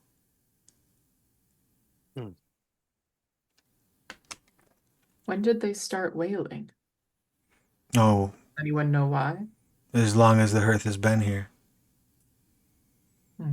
We believe it's because they're imprisoned, but we've not the resources nor the desire to attempt to free them nor end their misery. Something has to give. Oh, perhaps given your attire, you'll have some insight. That's what I'm here for. She'll kind of just walk past him, try to get in to where he was working. Yeah, as you get over there, one of the Darvs that's tapping gently kind of like looks over and like starts to say something, but then like looks up at your hat and says, never mind. Goes back to the work. It's not just a hat, it's part of my head. Right. What can I tell you? You don't already know. And as you look over, I won't even make you make an esoteric roll for this. You realize what the whale is. You realize the unfortunate nature of what it is that you're gazing upon. This particular cavern that runs along the side of Telver's Hearth is inundated with roots, very heavy plant roots. And trapped within those plant roots are dozens of fungal undead.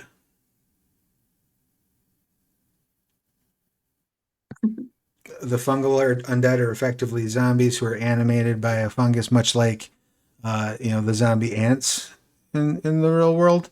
Cordyceps. Yeah, but these are people. However, they are all trapped within the root network to such a degree that it appears that they must have been like this for generations at this point. This might be my bias from D&D speaking, but I've got the ability to speak with the undead in a neutral fashion, but I don't know if that's like arcane undead versus fungal undead, which in a D&D sense would be like druid. What specifically? What specific ability are you referring to? I have Corpse Whisperer, which allows me to communicate with non-intelligent undead.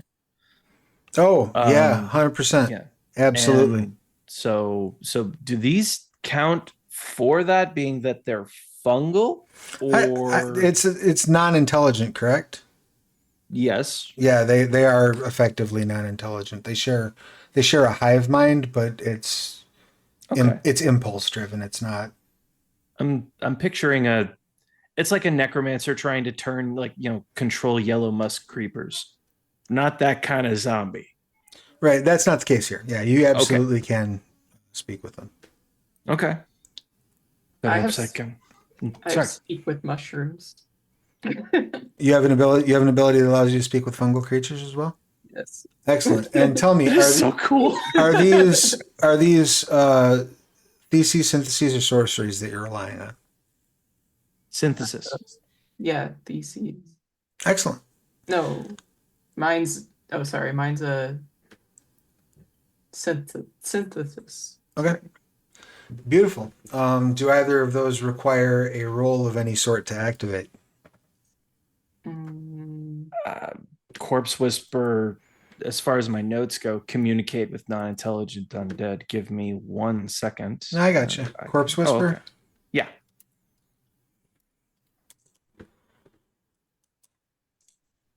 Yeah, it literally says such as fungal undead. Oh. You can speak the language. They may choose to ignore you. This just gives you the ability to actually talk to them. Which one were you relying on for Strophiria? Fungal communication? That's a thing. Or maybe I did it wrong. Fungal communion. Oh, Yep. You can mentally converse with primitive fungi and molds up to medium range from your location, using reflexive action to gain 2 pieces of valuable, if vague, information on where surrounding cracks and caves go, how the tunnels connect. So you can. This does not allow fungal communion. Does not allow you communication in the way that Kelzel can speak with them, but it does allow you to get to pick up some vibes and get 2 pieces of information from them. Yours requires a roll, whereas Kelzel's does not. So if you want to start with that, and just so I'm covering all the bases, does Salvo have anything that they would like to do in relation to this particular scenario? Roll a dish. On this. Basically, I think Saul was following their lead, like not trying to interfere. He might make a joke about annihilating things, but like he's not going to interfere with them if they're trying to peacefully communicate with these things. So he's just going to go and hide himself somewhere high enough to like cover them just in case. Yeah. All right. So you're just kind of hanging back. Are you actually preparing a weapon to offer cover, or are you just sort of hanging back at the moment? Going like flipping over the cloak and going somewhere to like conceal himself and wait. All right. So let's start off with that roll to get some basic vibes, and then we'll get into the actual communication. You may choose leadership or survival, and let's do leadership. this would go probably it's your choice of presence or manipulation would be fine. Presence. This roll has a minor complication. So if you succeed, I will provide you with 2 facts about the immediate area. If you do not buy off the minor complication, which costs 1 hit, one of those pieces will be false. Oh, all right, let's do it. I got a 9 and a 10. Excellent. So that's 3 hits. Beautiful. So that is enough that you are definitely getting true information about the place. So what you gather is that this horde of fungal undead fell down here so long ago that none of them, even on an instinctual level, can recall. They were moving in the chalk strata, which is basically as high up as you can get without actually being on the surface. And they fell down this cavern. The other piece of information you gain is that this cavern and the root network that it is tied to leads straight up to the chalk strata. It would likely take days to climb, but it's possible you could get to the chalk strata from here if you were, in a word, in just insane. Like if you wanted to do something absolutely bonkers, you could climb to the chalk strata from here. Okay. Are they like in distress, or are they like? I mean, you don't get the impression that they're conscious in that sense. Oh. Okay. I'll just I'll let Kevin just have the conversation with them. Oh, and you know what? Since you had the extra hit, I will also clue you into one other thing that you both might know anyway, but the fungal undead can often exhale a miasma of poisonous gas. So that's important to know as you approach them. Oh, can I make a medicine roll to help like with gas, like filter gas? Sure, make a medicine intellect roll, please. Okay.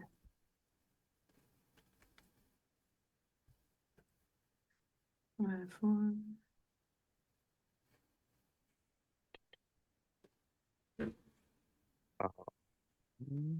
Is it possible to assist her with science? Yeah, absolutely. Go ahead and make a science and intellect roll, please.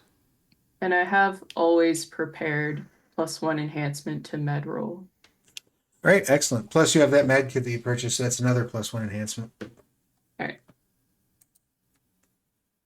So a 10 and an 8. All right, so that would be 3 hits plus the 2 for the enhancements. That's 5 hits. In fact, you are able to, and I'm actually before I dive into that, what did you get in your science roll? Uh, 2 successes. All right, excellent. So working together, you're able to sort of scrape together from the supplies in your med kit a, for lack of a better word, neurotoxin that you would be able to perhaps spread onto one of Salvo's arrows that would act as a paralytic to these creatures for, given the size of their colony, a minute maybe. But that'd give you enough time to get in close and have a talk. Okay. So I'll just like explain that to. What was your character's name again, Kevin? Elzul. Elzul. That we prepared this so that he can talk to them. Very good. And if you're willing to sacrifice an arrow for the cause, I will not make you make a ranged combat roll to hit the broadside of a giant chasm. Oh, that's fine. I don't mind sacrificing the arrow. You're not really rolling for success. You're rolling for failure. Right. Yeah. Yeah. One of the core tenets of Story Path Ultra is you only roll if failure would be interesting. Yeah. So I'm just gonna make sure to like hit somewhere where I'm just like I'm looking for like a point where it's just like, yeah, this will get the maximum amount in there for them to have time. Well, the particularly morbid aspect of the whale is that, for the most part, with the exception of the odd limb here and there sticking out from the roots, it's just faces sticking out of this root network. Oh, okay. How many are we talking about here? Enough that you're unable to estimate at a look. Dozens, hundreds, maybe. All right. Okay. Then if that's the case, I'm just gonna hit something that looks like a veiny portion and just All right.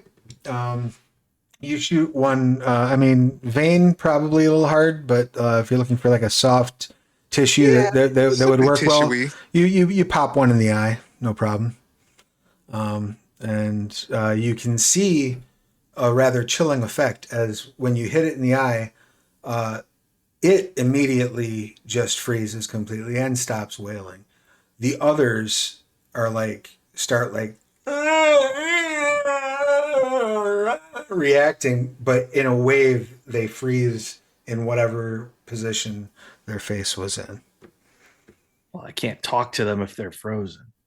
You absolutely can communicate with them if they're it's a mental communication. You're not speaking with them. Sweet.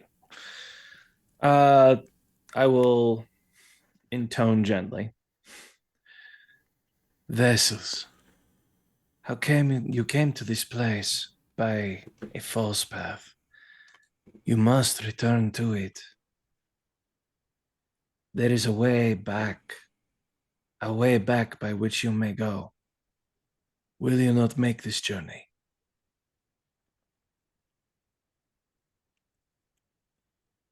The answer you get isn't so much a cogent thought as a overwhelming sense of instinct. Instinct to what? Spread. It is up you must go. For the surface, all is yours. He said, unlocking the doomsday of the surface.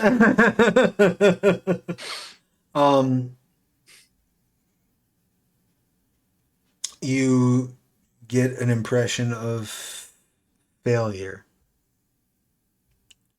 That they have failed?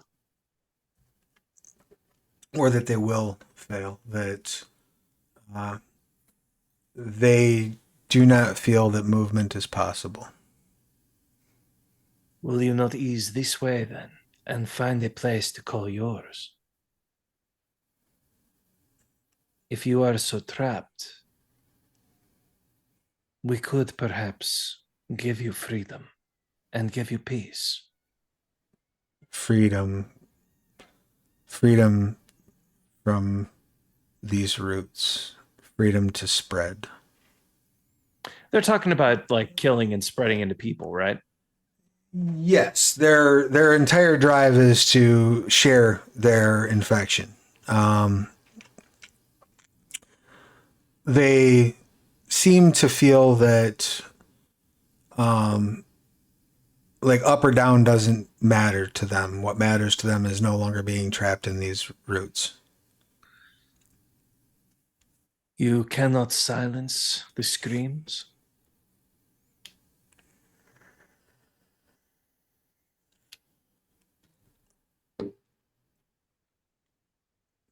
Must be freed.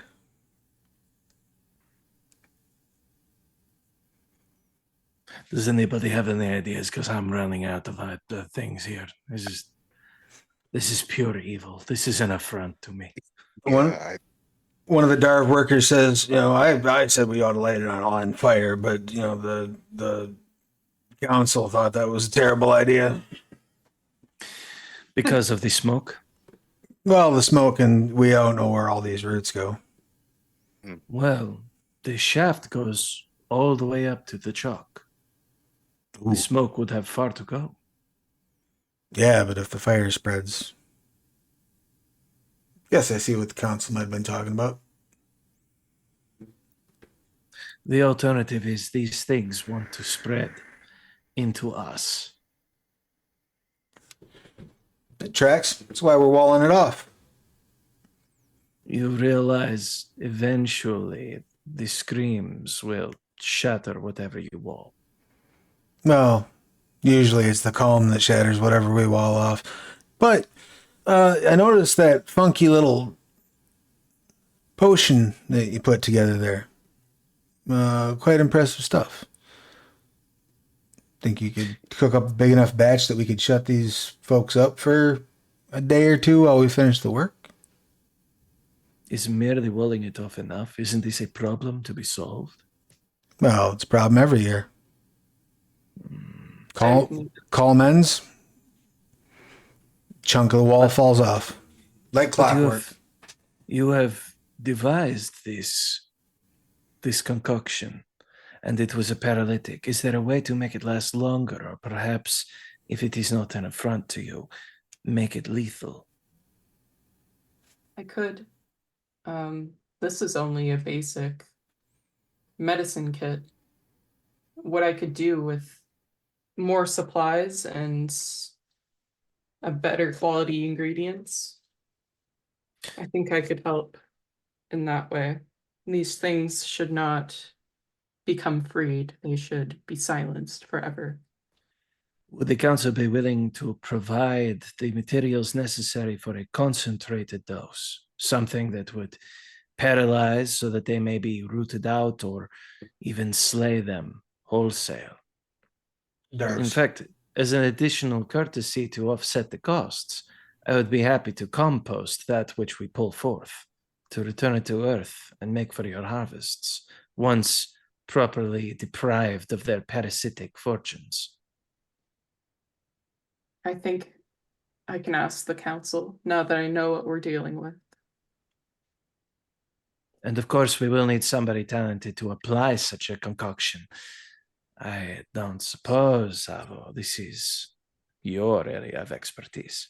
Oh, well, I can do both. I can apply it, but also I can find weaknesses and also make it more deadly. But I didn't want to suggest it because these guys seem like kin cousins to the two of you. So, No, this is No. not a cousin of mine. oh, then I can help with the other thing that you guys kind of frown upon at certain points. You still fail to understand what we are, brother. We are not kin to the animate force, but the conscious force. Oh, then okay, then yeah, I can help you with the return them to the below as it was. Darv says, "Tell you what. No need to involve the council in this matter. Hmm. My mining company would be happy to fund the production of your paralytic in exchange for the composting rights." You will have to make haste, however. Business will take us from the city if you do not hurry. Got a list of what you need? I'll just write down what I used, Right. Same. but larger amounts.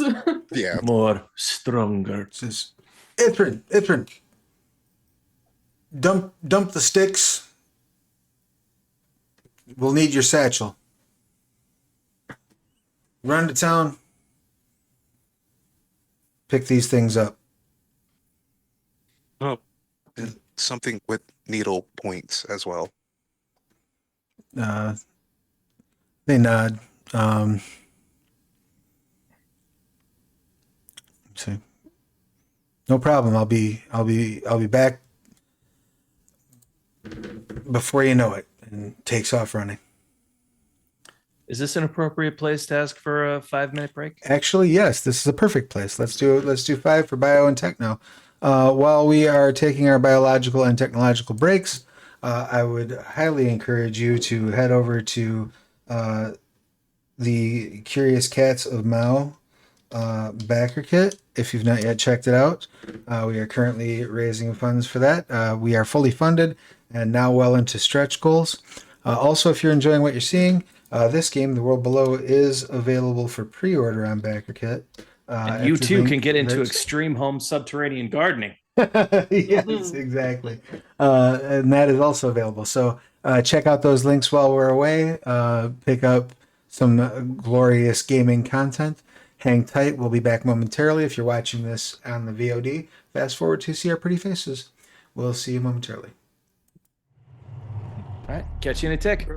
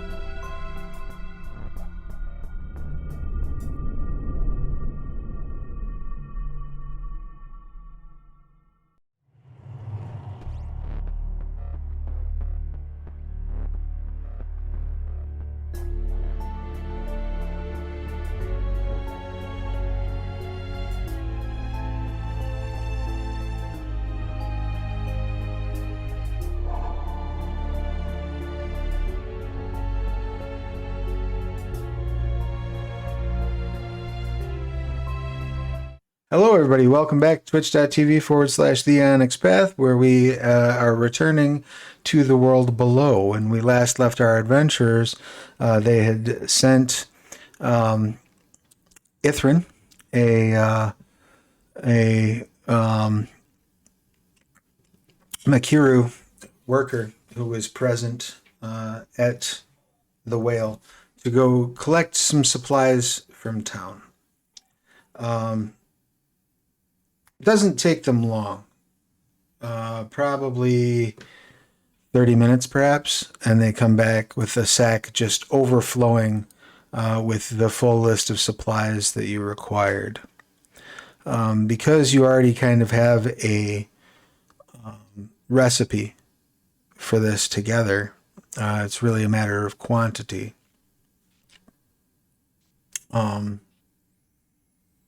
You're able to deliver it. I'm not going to make you make any rolls in order to deliver this. Now, your aim is to, in fact, kill them, though? Or put them in a deep slumber. Okay. Whatever it is that where we can safely remove them. And I mean, if the city wants to like lock them in a room and let them just be a little colony of whatever, that's their business. If they want to kill them and mulch them, super duper. Well, here's what I will say. While you have that downtime to look, why don't we have any of you, doesn't matter which, you would be able to make survival or technology rolls, I think would probably be best here. Okay.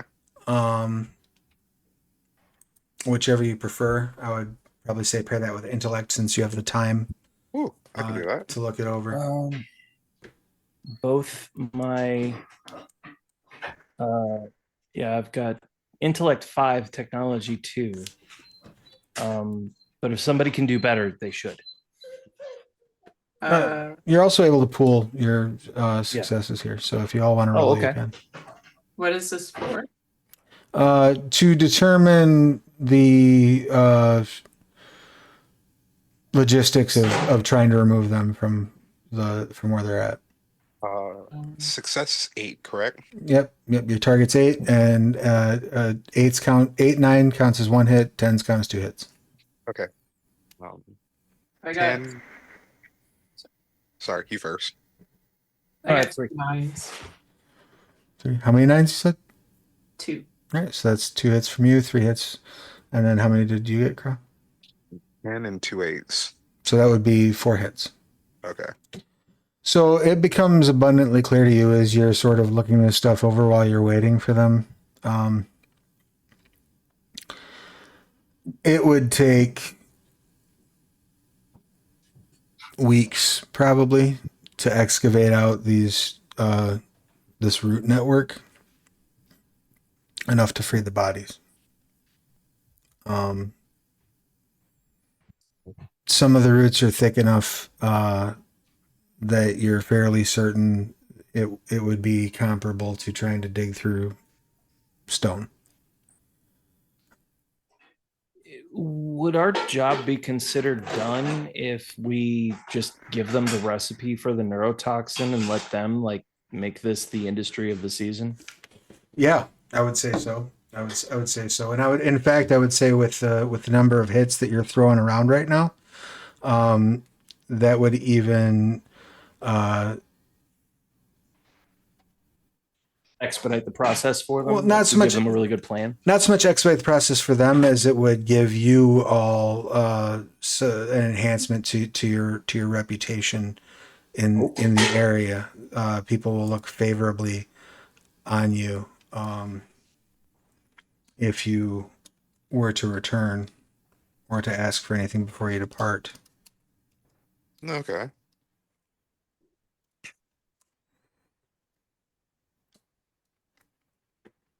So we like put them in a slumber for a while.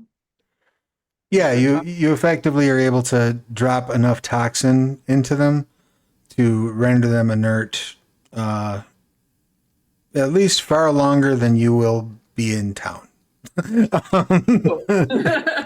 Long beyond when you plan to leave. Job. And And if we give them the proprietary mixture, they can keep using it to either prolong doing something about this or start to make headway in tunneling these things out for good. So we haven't solved the problem so much as provided a solution, There you Correct. go.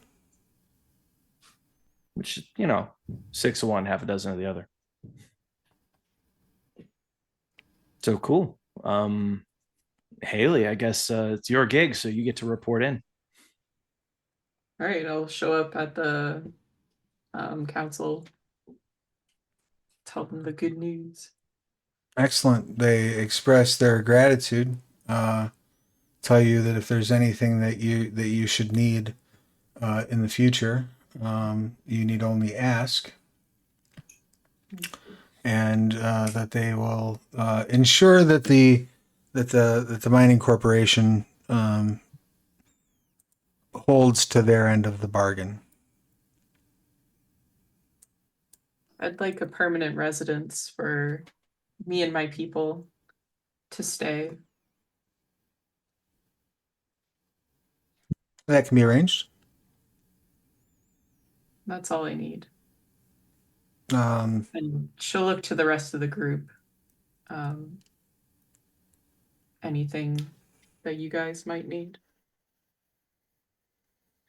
Whatever grace you would give to me, give to our people.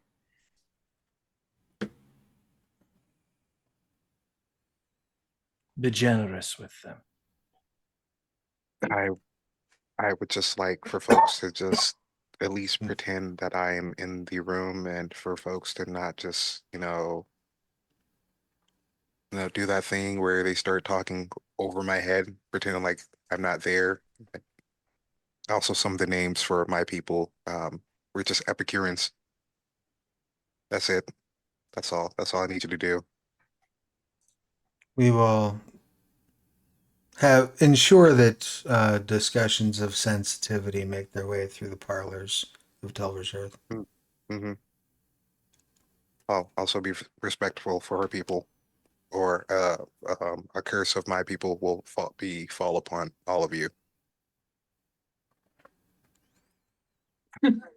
They kind Kind of of shocked and honored. Or else. they kind of like side eye one another. You and your people may have the inn that we have temporarily set them up in as a permanent residence. We will declare the owner dead legally. Thank you so much. It means everything to me. And of course, here is the list of ingredients that we used to put them in a slumber. We're grateful you have solved a recurring issue for our settlement. Excellent. So, what time is it now? Is it like nighttime? The sunflies are starting to slumber. It's effectively dusk as you leave the chambers. Sooner is better than later if we meet with those who need our help. But Savo, you said there was someone you needed to meet. I can meet them really quickly, and then meet up with you all. I'll provide cover. So, jokes on annihilation, but it's more important for security. So I'll provide cover from the shadows. As you wish. All right. So you're gonna go catch up with your courier buddy, right? And the others. So Salvo's going to catch up with the courier, and everybody else is heading to the forge. Correct? Yep. All right. You meet Shio just on the outside of the inn caverns. You say, are you prepared to hit the road? Unfortunately, I am honored bound in a way. They call it friendship, maybe? I don't know. Pesky, But but understood. also, they're also heading towards where my next pilgrimage is, so I have to help them. However, he just kind of goes through like the pockets and it takes out like um one of the more special quartz that he's been holding onto and just hands it off. Um, Wishing you safe travels. Thank you. And likewise, may this light your journey. And he hands you just a small pebble, um, probably about the size of a quarter, but fully round. That is glowing with a purple uh, emanation. It is a chaos rock. Okay. He fashes it on to himself and takes a bow and makes sure to kind of leave out of there, bamf out of there without any more awkward southern goodbyes. Sure. The last thing that he does communicate to you before you leave is that he plans to remain in Auracaster at least until the next column ends. So if you are able to make your way, I'll see you there. Yeah, it makes a note of that. Says another goodbye from his from their goodbye of their people, and then books it, dashing through different places to get to the forge at that meeting time. Excellent. As the last of the sunflies uh, hit the ground, you all arrive at Labrador's Forge. Lana, Gelfin, and Aradia have everything pretty well gathered into a small area. Packed would be a bit of a stretch, but it's gathered together. They have a cart, but no beast of burden with which to draw it. And it's in fact set up inside the forge when you arrive, like inside the building when you arrive, and inside the smithy.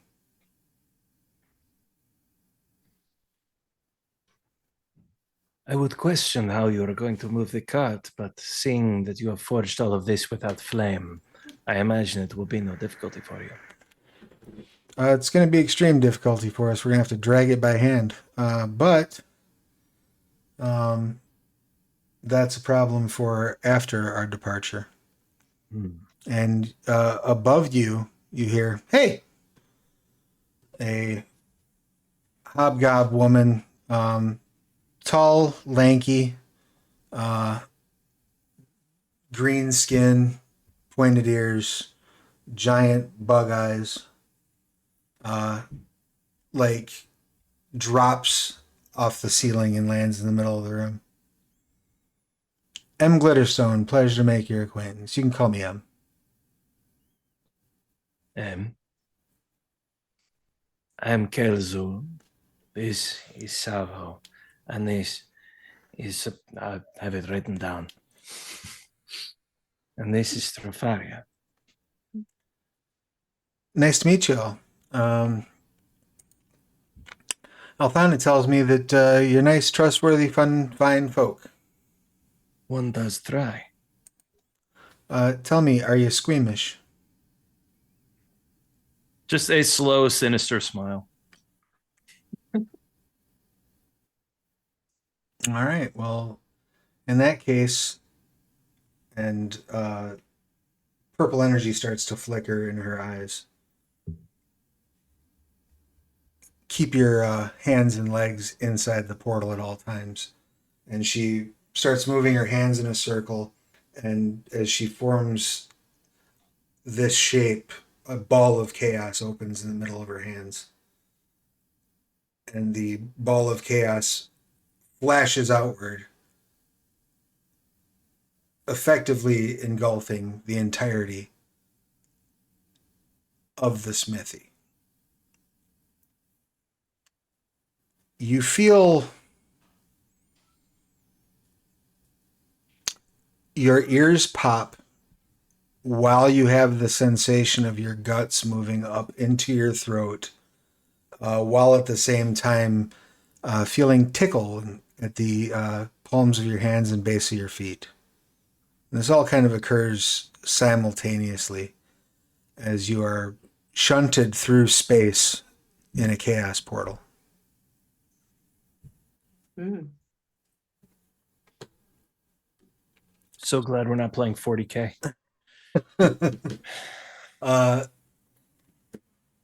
While you're in the portal itself, purples and blues and greens kind of dance around your vision. But the moment the portal collapses back in and is no longer there, you are in pure darkness. And in that pure darkness, you start to hear chittering noises. And the distinct voice of M. Glitterstone go, "Ah, shit." And that is where we'll wrap up for this session. I'm sitting here like, I better pick these weapon tags like now.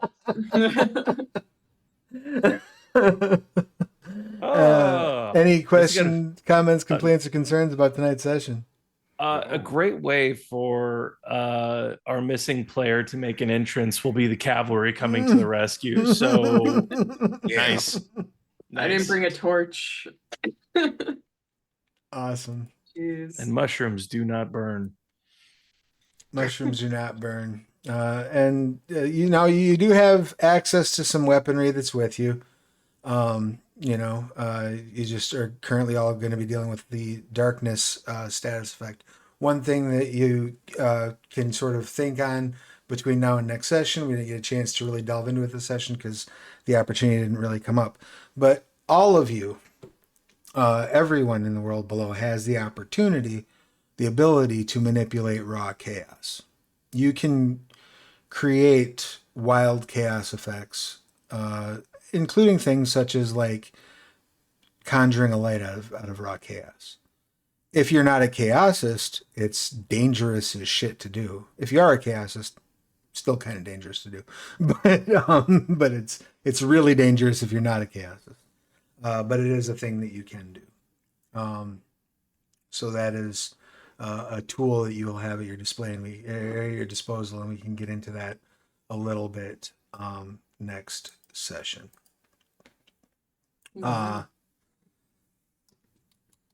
Was there anything in the session that perhaps didn't make sense? You had questions about, or anything along those lines? I thought it was elegant. Honestly, it Yeah. gels really. Like this goes down smooth, man. Yeah. I'm getting a feel for the world so I can kind of Same. make my character more fit into that. It's a really crisp setting. I mean, there's so much room to make your own slang because there's a lot, like I've said, there's a lot of narrative juice here that you can dig into. I'm sitting here like murmuring well slaves and just like, oh man, that's it's good. I feel cool when I'm playing it. Yeah. I like it a lot. Well, good. I'm glad. I'm very glad to hear it. I'm a fan myself. So just another sort of quick reminder about how this works. Your actual experience gains occur and are addressed during the calm phase. So as you Learning are takes time. right. So as you are completing aspirations, things along those lines, keep these things sort of marked or a note of it on your sheet. Did any of you achieve any of your short-term aspirations?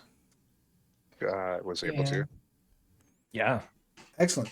Which one did you achieve? And we'll start with Kevin. I think reading someone's fortune counts in the trove revealed. Absolutely, absolutely. And I might even say I hit a long term What was your long term? and a bad luck streak for an individual or community.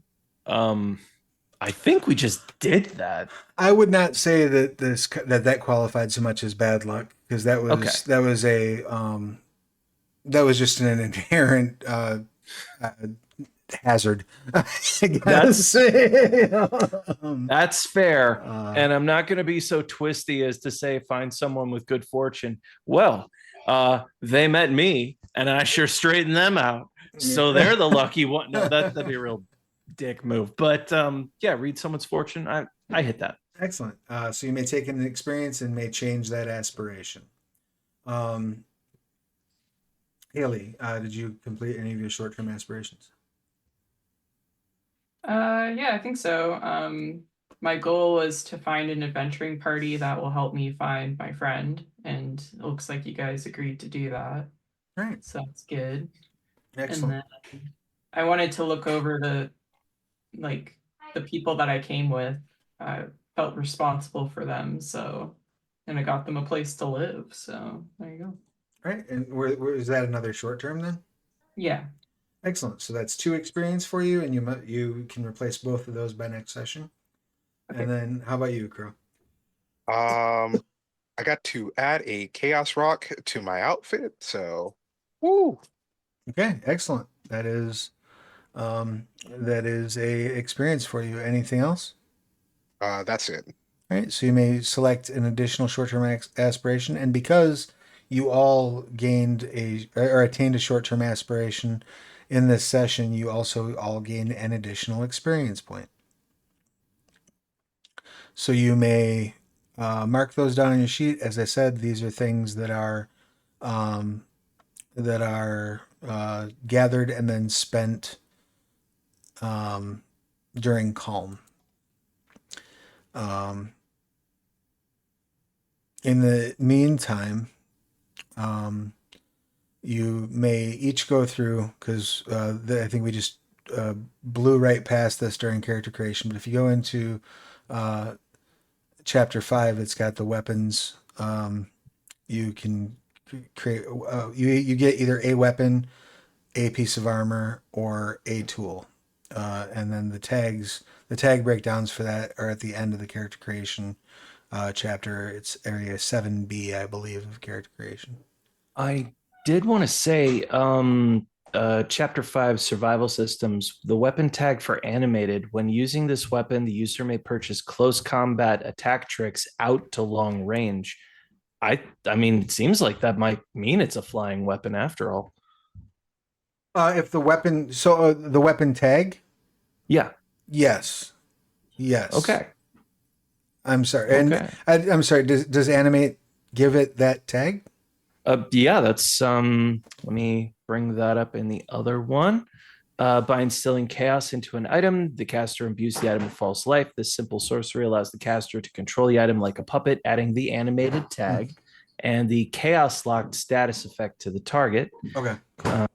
It's a minion and it has the stable quality. I'm not sure where the template is for basic So minion. if you look in the antagonist chapter, and that's going to be chapter 10 dangers.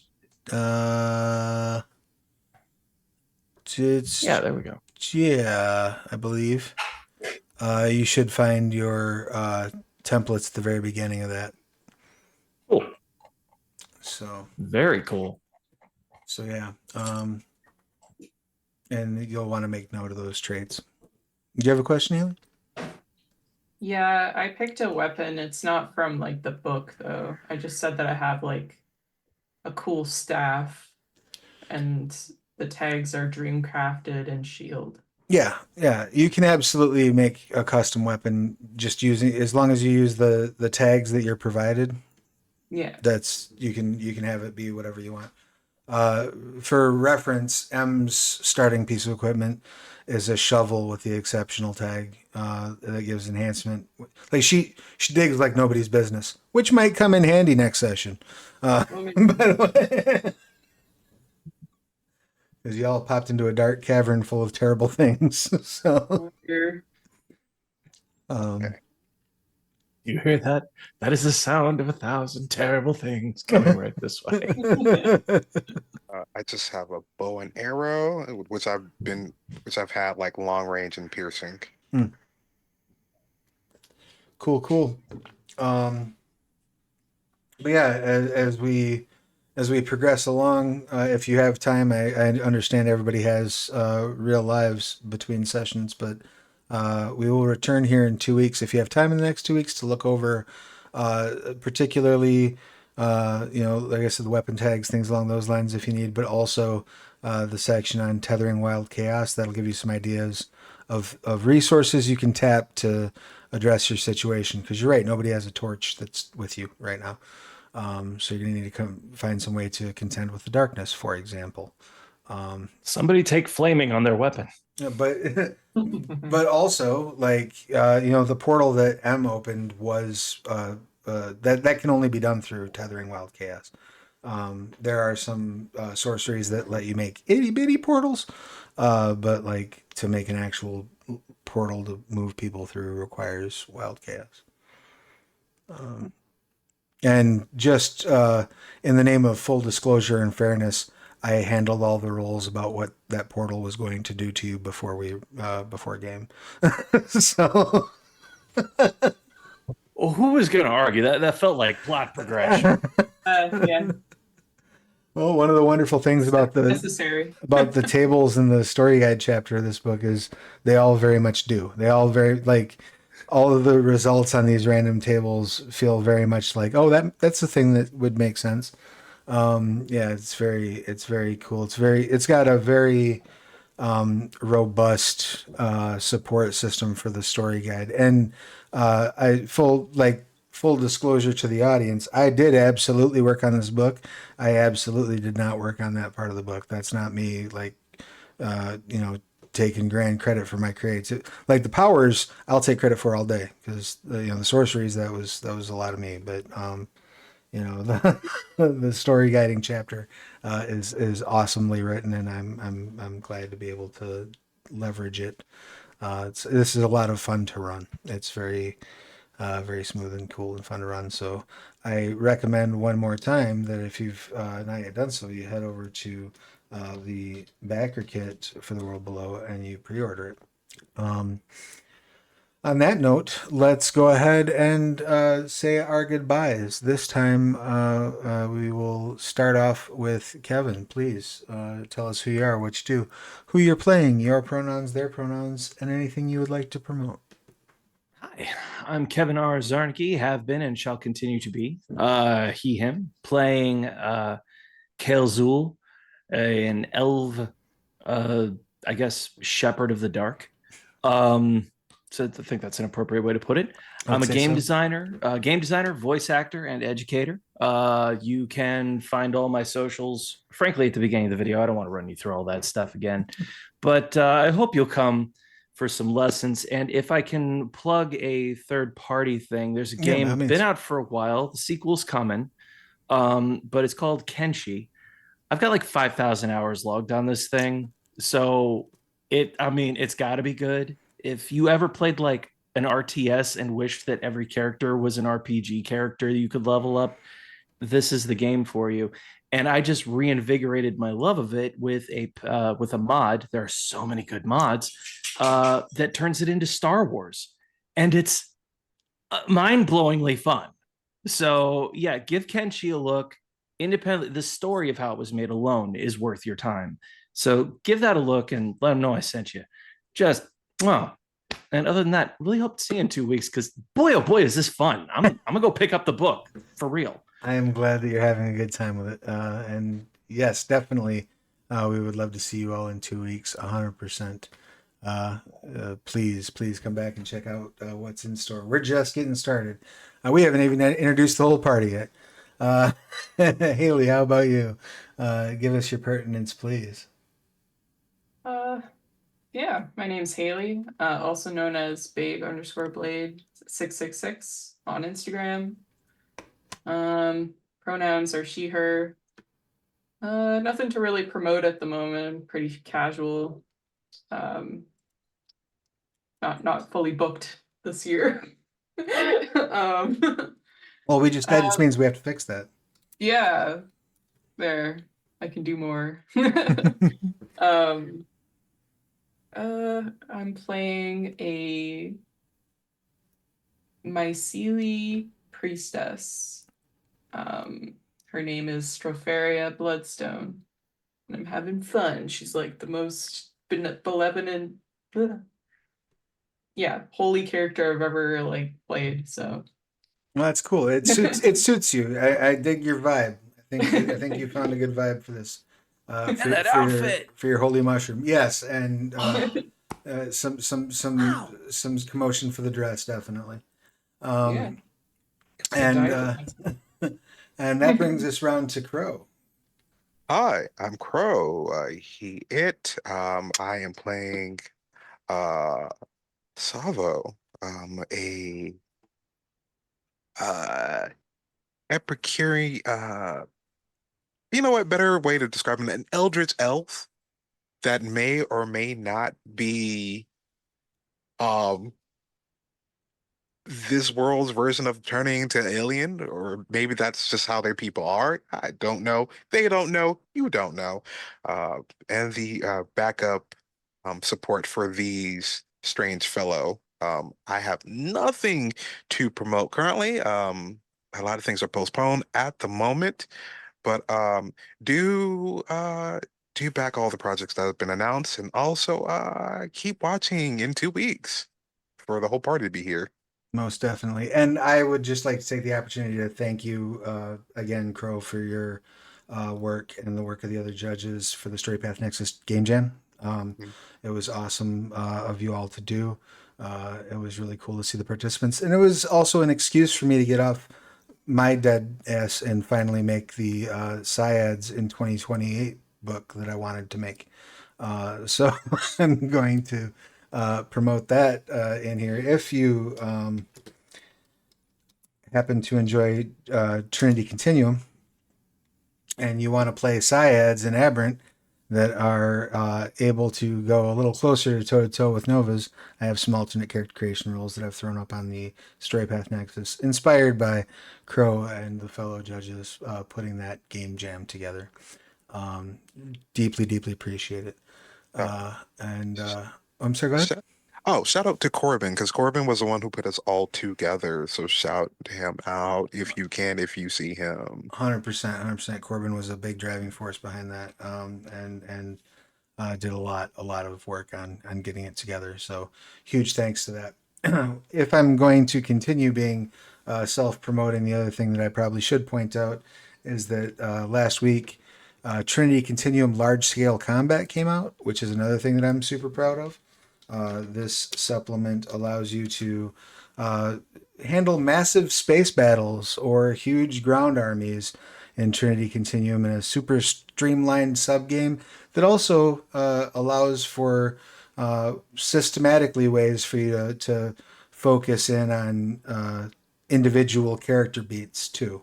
I like to compare it to, like, at the end of Return of the Jedi when you've got the rebels and the Empire are all fighting outside, and then it focuses in on what's going on in the Emperor's chamber. Like, we have rules that can do that. I feel seamlessly for the large scale combat. So it's definitely a good value add for your Trinity Continuum games, and it's $2, so you should go pick it up. And last but not least, I would be remiss if I did not remind you that the Curious Cats of Mao are over on BackerKit, bringing the Monarchies of Mao into the Realms of Pugmire, the new edition of Pugmire. In case you missed the Realms of Pugmire Kickstarter, you can add it on as part of this backer kit. get the whole thing as a package. We've already unlocked a couple of cool stretch goals, and there's a couple more in the chamber. So head over there, back it, tell your friends to do the same. If you're on TikTok, there's a filter floating around that can help you decide what house of the monarchies you should join. That's a lot of fun. If you go to the Onyx Paths TikTok, you can find that filter posted there, I believe. And oh yeah, I'm Travis. My pronouns are he and they. When I'm not running games, I'm writing them. So I am extremely grateful to my players for being here, to the audience for showing up. We hope to see you all in 2 weeks. So in order for us to do so, please make sure that you're taking good care of yourselves. Wash your hands, get your shots, wear masks. It's getting to be that season again. And, eat, drink, and be merry, and take care of yourselves and each other. See you again real soon. Bye. Bye. Bye.